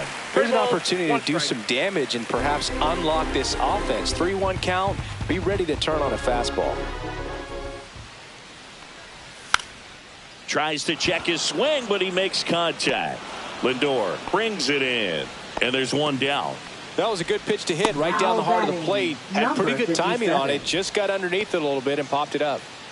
William Costello stands in now for the Diamondbacks. Base is empty, 1 away. Last half of inning number 5. The next pitch misses. 2 balls and a strike.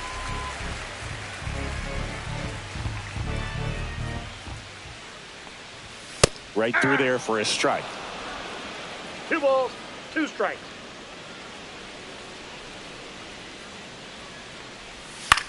On the ground to short. Now the throw to first on the run. And very nicely done for the out. Now batting, number 1. Now up next for Arizona, Richie Marbury. He's one of those Dave McCarty, Mark Carrion, Ricky Henderson types. Throw left, bat right. You make a note of those guys because it's just different. It's like, man, you're left-handed, but you hit right-handed. And there's a strike. Good heater at 98.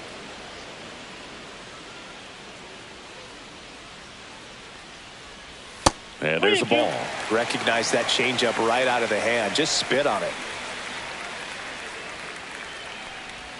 Swing and a miss. Crochet gets the strikeout. Offense held in check there. 5 innings complete. It's the Diamondbacks 1 and the Mets nothing.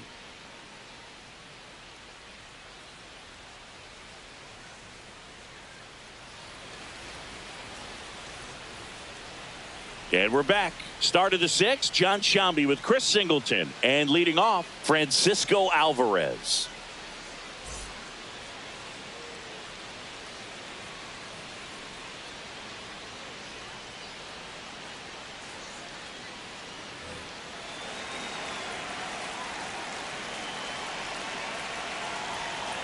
Two and one now.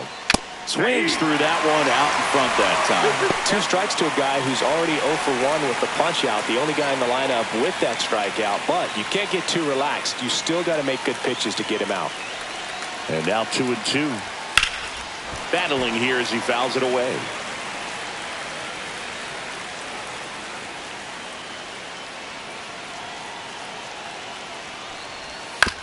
On the ground to third. Marte. Leadoff man retired in the 6th.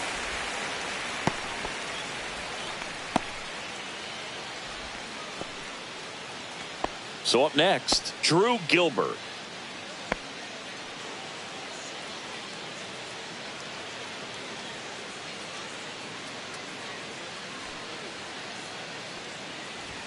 And that one hit 97 on the gun. He can live up in the zone all game if hitters will chase it. That's just too much velocity. Hitters got to look down in the zone.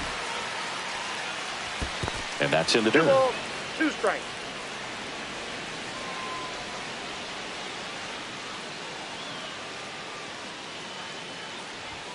And he chases that one. Now 2 out. I think he just ran out of patience there. He took a couple of pitches to even that count up at 2 balls and 2 strikes, but that time chased outside the zone. The Mets trailing by a run, and we're in the top half of the 6th.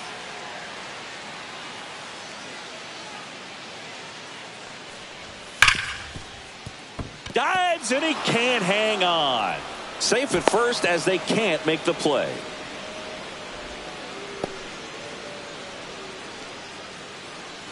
And now it's Frankie Lindor.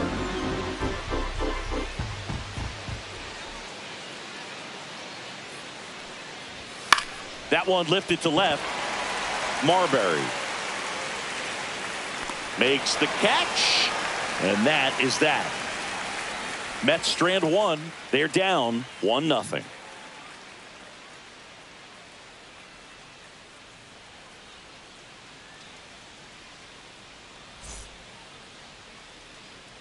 Back now for the bottom of the 6th, and there's a new pitcher on the mound, Robert Stevenson.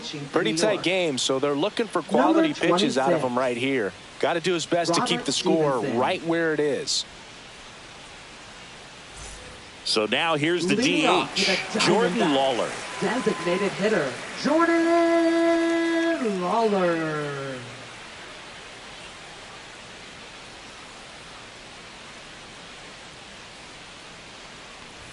And a swing and a miss. Activity in the bullpen. Trent Thornton, the veteran right-hander, appears to be loosening up.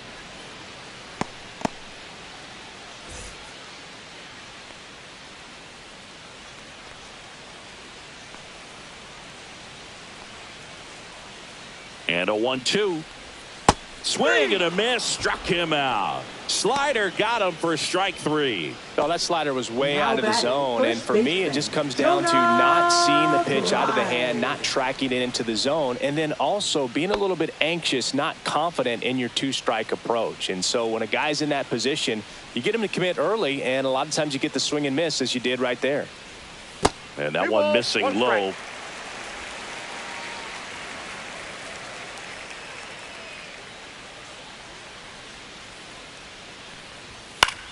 Now this is in the air down the line. Soto sizing this one up. 2 down. Hey man, 4 pitches, 2 outs. That is an excellent pace. Center fielder. Back to the top of the lineup. Jake McCarthy stands in now for the Diamondbacks.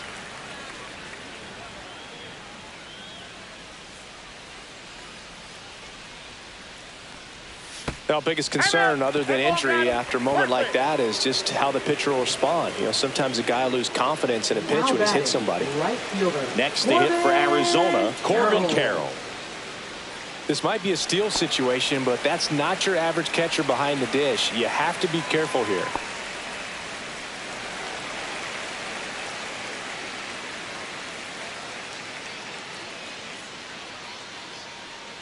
There goes the runner. Pitch misses. Outside. Transfer bobbled, and there's no throw.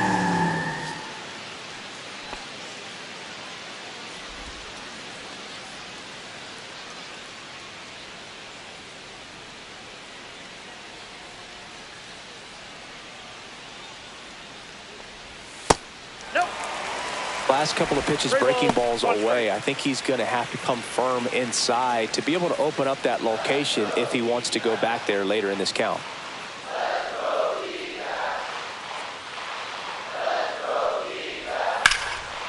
Smoked in the left, base hit. McCarthy around third. He'll score easily. It's an RBI single. It's 2-0. Everything came together for him. Really good swing right there. He got a pitch that he knew he could handle, allowed himself to stay back just a tad bit longer, and he hit the ball on the screws. And now they've got some speed on first, so we'll see if they try to get him into motion. So digging in, number 11. He went deep back in the 4th. A pretty important swing of the bat in this ball game. Yeah, Bogey, he didn't waste any time. He jumped all over that pitch and saw it the entire way. You talk about squaring it up. He didn't miss a stitch on the baseball. 2 outs. Runner takes off. Pitch misses. Throw. Save.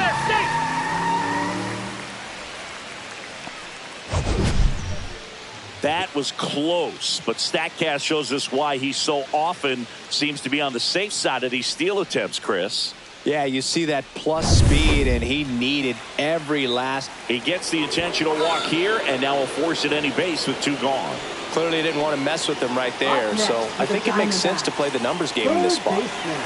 First and second, 2 outs. Ketel Marte stands in now for the Diamondbacks.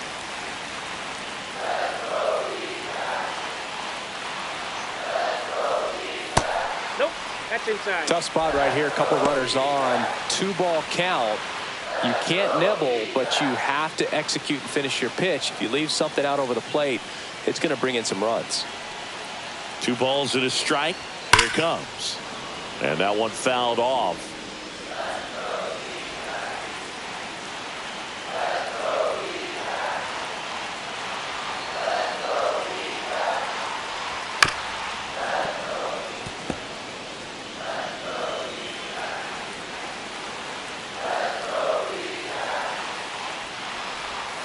He goes down looking. 1 run in the inning, but they leave 2. We're through 6 full. It's the Diamondbacks 2 and the Mets nothing.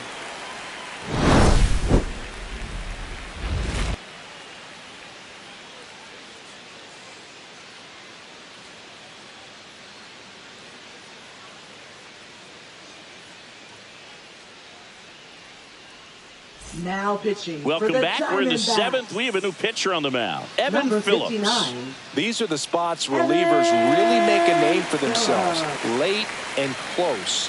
There's not much margin for error, but at the same time, there's a reason they're put in these situations. Leading off And now the first baseman, Nathaniel Lowe. Nathaniel Lowe.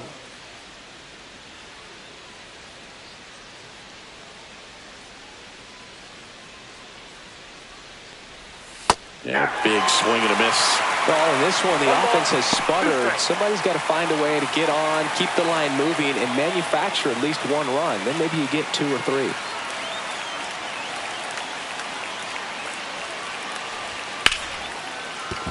Fair ball. Now he'll turn for second. The throw in. And he greets the new arm from the bullpen with a double. Well, that's how you respond. Right Leadoff fielder, man comes Juan up, gets Soto. into scoring position. Now, there are several ways that they can get this run across.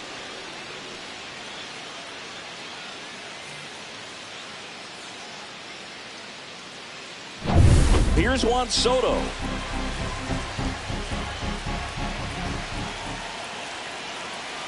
Tying run at the plate. And a count 1-2.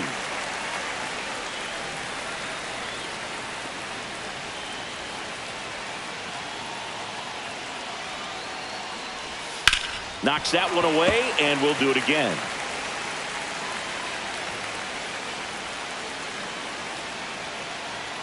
The tying run at the plate.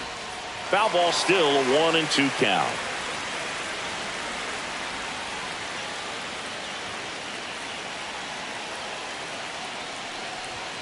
And a swing and a miss.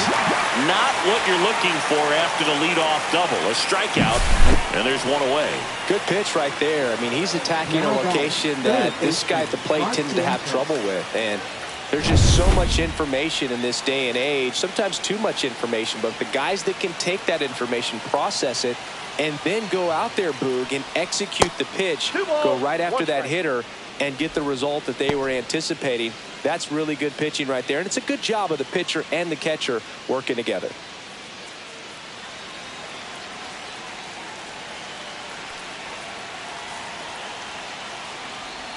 That missed 3 balls, inside. 1 strike. And now 3 balls and a strike. Ryan Clifford in the on-deck circle, hoping to get a chance to make a big impact here. With the tying run at the plate, here in the top half of inning number 7.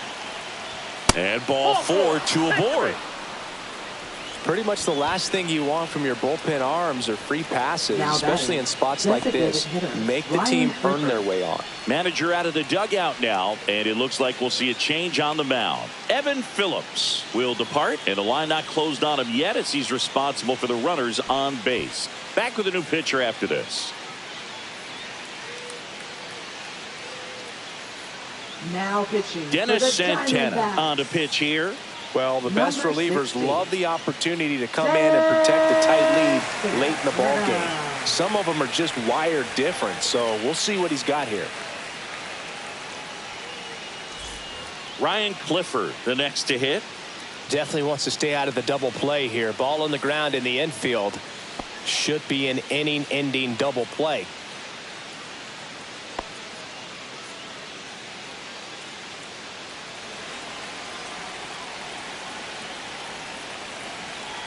So the tying run at second. Swing and a miss, and it's 1-2. The last thing he wants is to hit the ball on the ground, but I wouldn't expect many pitches up in the zone. They'll be pitching for a double play in this spot. Back foot slider struck him out. So far, just one of those days for this lineup. You get a couple of runners on, and you're looking at having a big inning, and that strikeout right there just pours water on the fire. Look for the next hitter to step up and try to do something, pick up his teammate and his club. So up next for New York, Ronnie Mauricio. And they're all loaded up. Well, interesting. He went with the off speed and walked the hitter. Man, you got to challenge the guy with the fastball. So bases all loaded up. And stepping in for New York, Francisco Alvarez.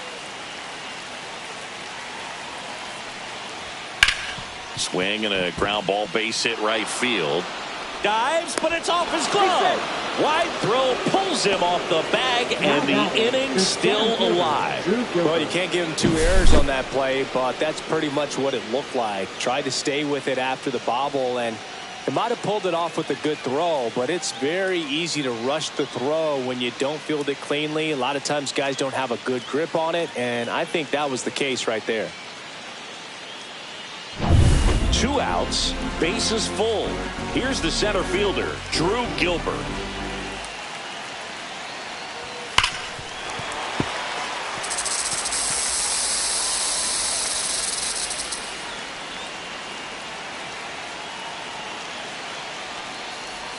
That just misses, and the count's even at 2. Man, oh man, I don't know how you take that pitch. That's as close as it gets. That's down and in. This is a really good feeling for a hitter at this point in the ball game. You know that they don't want to walk you, so you're going to get a pitch to hit. You just better not miss it. Ball 4, and a run comes in to score. He's really gotten himself into a mess out there, and now forces home a run with the walk. This inning's definitely getting away from him. Go ahead run on base. Here's the left fielder, Brandon Nimmo. Mauricio, the runner at third. Alvarez on second. Gilbert at first. 2 out of the inning. That one hit to right. And that lands in no man's land, a foul ball.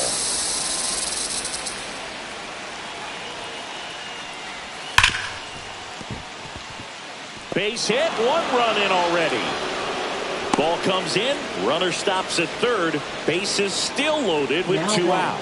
Well, there you go. The RBI machine. Another clutch run scoring at bat. Yeah, he's been so good in these situations. Call it clutch if you want, but his resume speaks for itself. Now the Diamondbacks manager is out of the dugout, and he'll make a move to the pen. Dennis Santana out of the game, and he leaves with the bases loaded, so he'll look for some help from his teammate coming in behind him.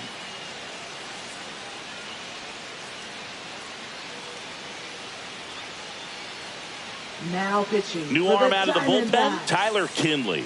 Just trying to keep this one close here, and this is where a bullpen can give their players a chance to fight back into the game.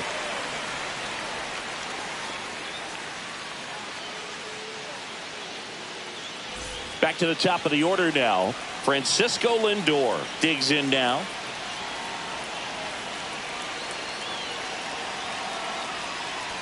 Just missed. 2-1.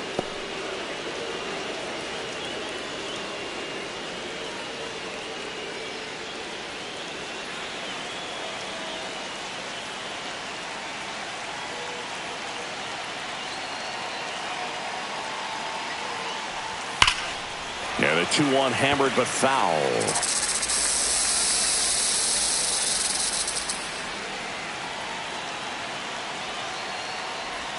Got him looking. Inning ends, and that stops the bleeding. So they get 3 and jump ahead late. Midway in inning number 7, and it's time to stretch. It's the Mets 3 and the Diamondbacks 2. We're back in a new pitcher here to start the bottom of the 7th. Jose Butto. Now pitching for New York. Number 70. Welcome back. Taking a look at our game Jose summary. Butto.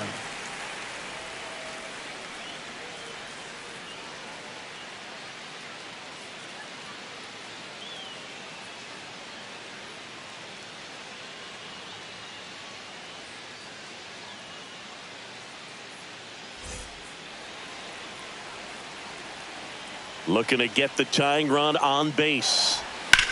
Swing and a fly ball, well struck left field. Nimmo has it sized up.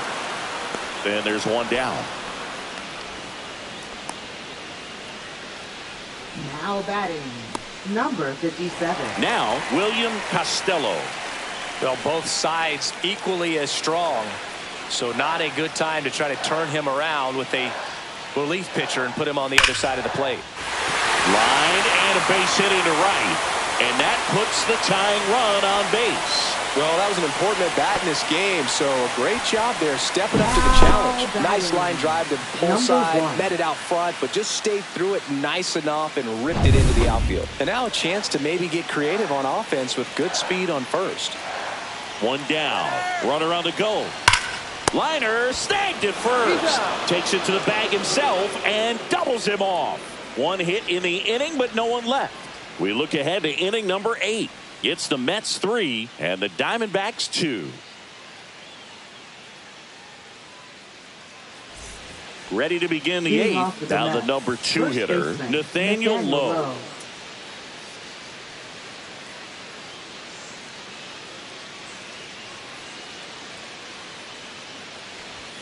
Swing and a miss. Struck him out in a heater.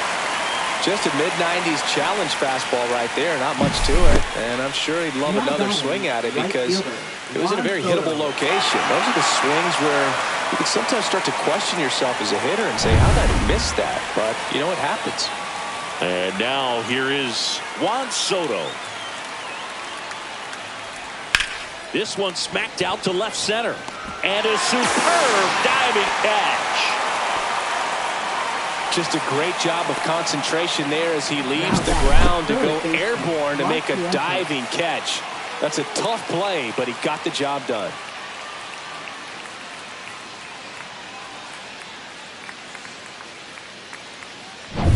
Two outs, base is empty. And next will be the Mets cleanup hitter, Mark Vientos. Next offering misses down and away.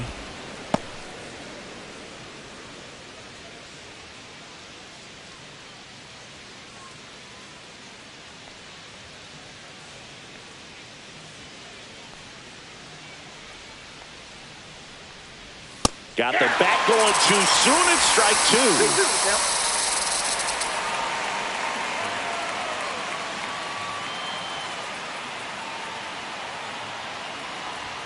That's inside. He's great hitting the ball the other way, and that pitch did a good job to straighten him up a bit. Mission accomplished. The right-hander gives up the 2-out walk. You know, I think he's okay with that outcome. It wasn't an intentional walk, but he wasn't exactly trying to attack the zone either. And next is the designated hitter, Ryan Clifford.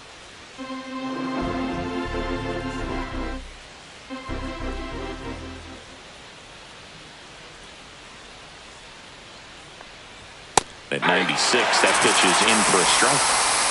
Vientos, the runner at first with 2 gone.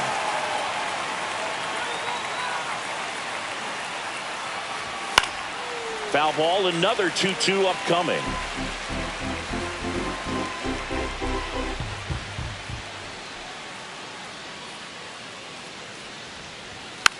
Swing and a ground ball up the middle. Tosses to first. That ends the frame. Mets leave 1, but they're up 3-2.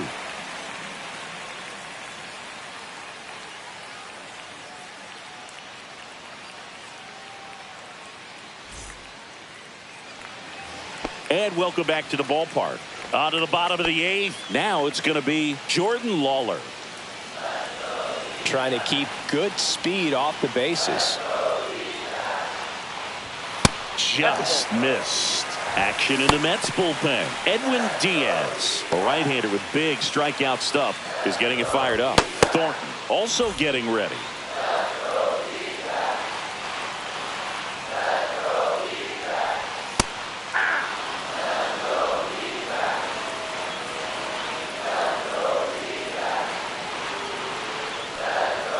Runs it up to 96 to record the punch out.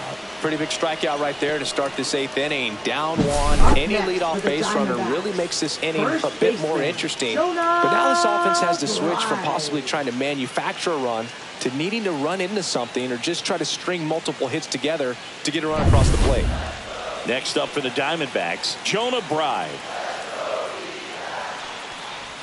That's in there. It's a ball and 2 strikes.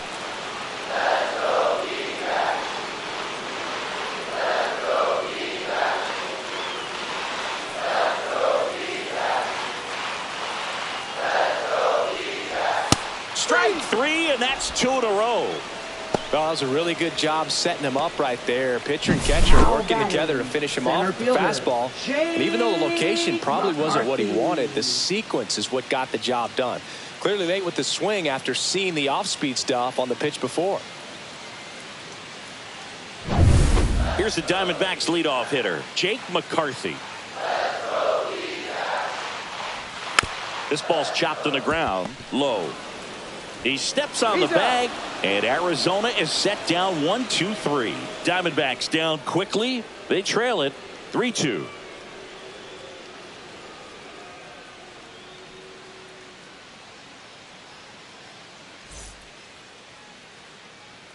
We're back. It's the top of the 9th, and there's a new pitcher on the mound, Mark Leiter Jr. The offense will need to be ready for the breaking stuff. He's got a great curveball. Mark Leiter Jr. And stepping in for New York, Ronnie Mauricio. Second baseman, Ronnie Mauricio.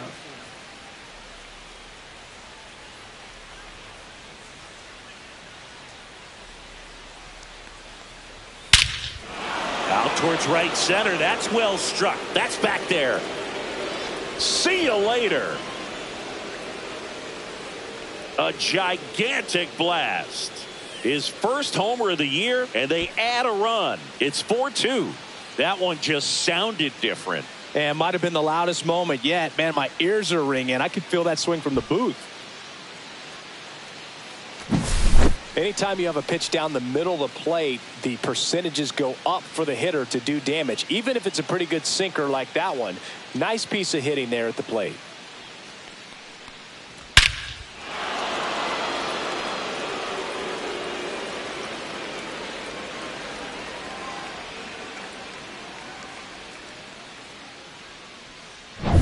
Francisco Alvarez up now for the Mets.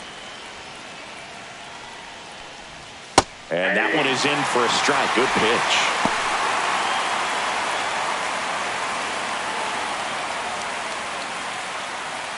Nobody on, nobody out with a run in here at the top of the 9th. Spoils that one, and it remains 2-2.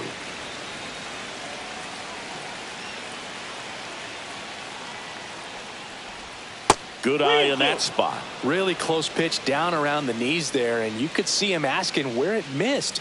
Probably doesn't agree, but it appears he's ready to move on to the next pitch.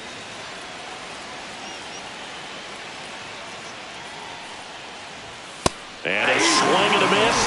And a strikeout for the first out here in the 9th. Now batting, the center fielder. And now the center fielder, Drew Gilbert.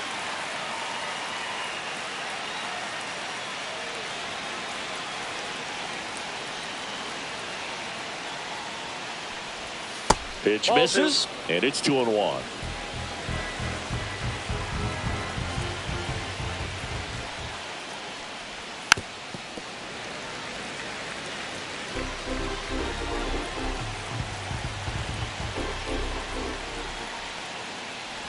Swing and a miss. Curveball in the dirt. In time for the second out. Good job to clean it up after the drop third strike. Now well, I don't think there's a hitter alive that hasn't at some point succumbed to that pitch right there. It just looks like it's in the zone the entire way, and then the top spin and gravity take over in the blink of an eye, and it's just such a tough pitch to lay off of. 2 down, bases empty, and now Brandon Nimmo. Next pitch is outside.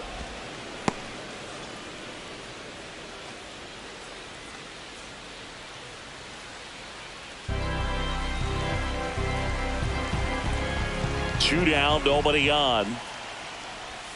That misses the zone. Now 3-1.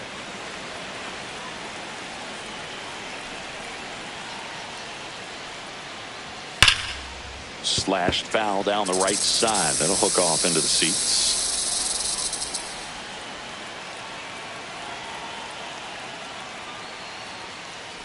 And that's ball 4. Nope. Tried another splitter, but missed the spot.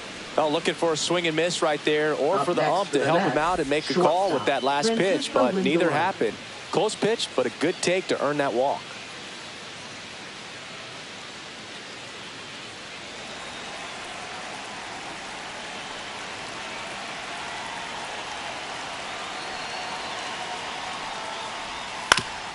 Swing and a ground ball. Oh, nice play. It's there, and that's a great play. The Mets do pick up a run on this solo blast. It's now 4-2. Back after this on the show.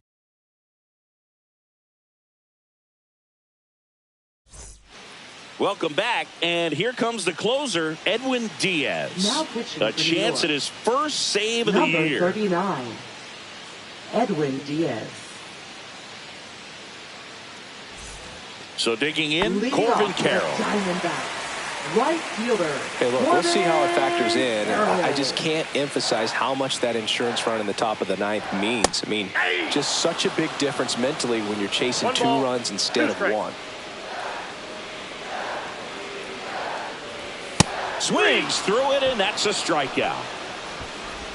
Well, the first batter, it's always a big one for the closer. I mean, you get that punch out, you get settled in, you feel like you're in command out there on the mound from the jump, and kind of prevents any doubt from creeping into your mind or the fielders that are playing behind you that, you know, you're going to wrap this thing up. The shortstop takes the ball.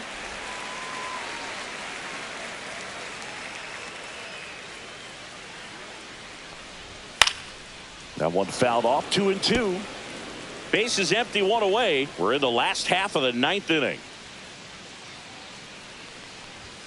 Swings and misses. And Arizona with just 1 out left. This is definitely what a team likes to see out of their closer. Come in and just destroy all hope. First 2 batters, 2 strikeouts. See if he can strike out the side.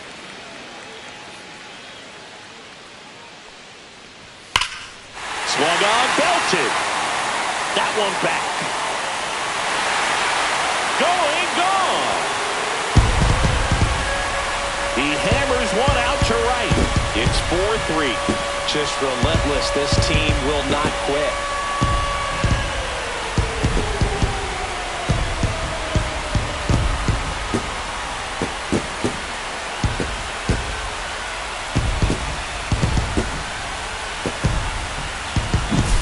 When a guy's got a real hard fastball, you can't overswing. All you've got to do is get the bat head to the spot. If you do, he supplies the power, and you'll get to jog around the bases like he did right there. Here's the catcher, Gabriel Moreno.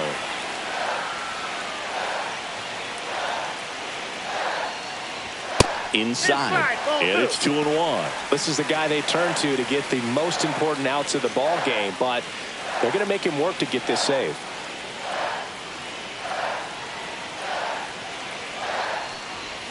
In for a strike, and now 2-2.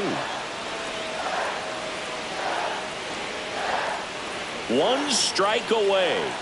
That one off the mark, and now it's 3-2. Big pitch coming right here. Last thing he wants to do is put the tying run on base, but he can't groove one either. 2 outs. And a swing and a miss, and that is the ball game. Well, you take a tie ball game into the ninth on the road, you know that you've got some work to do. You got to score, but then you've also got to get 3 outs in the bottom half of that inning. They did just that today. Very well played ball game. Get this win on the road. Everybody's happy with the W.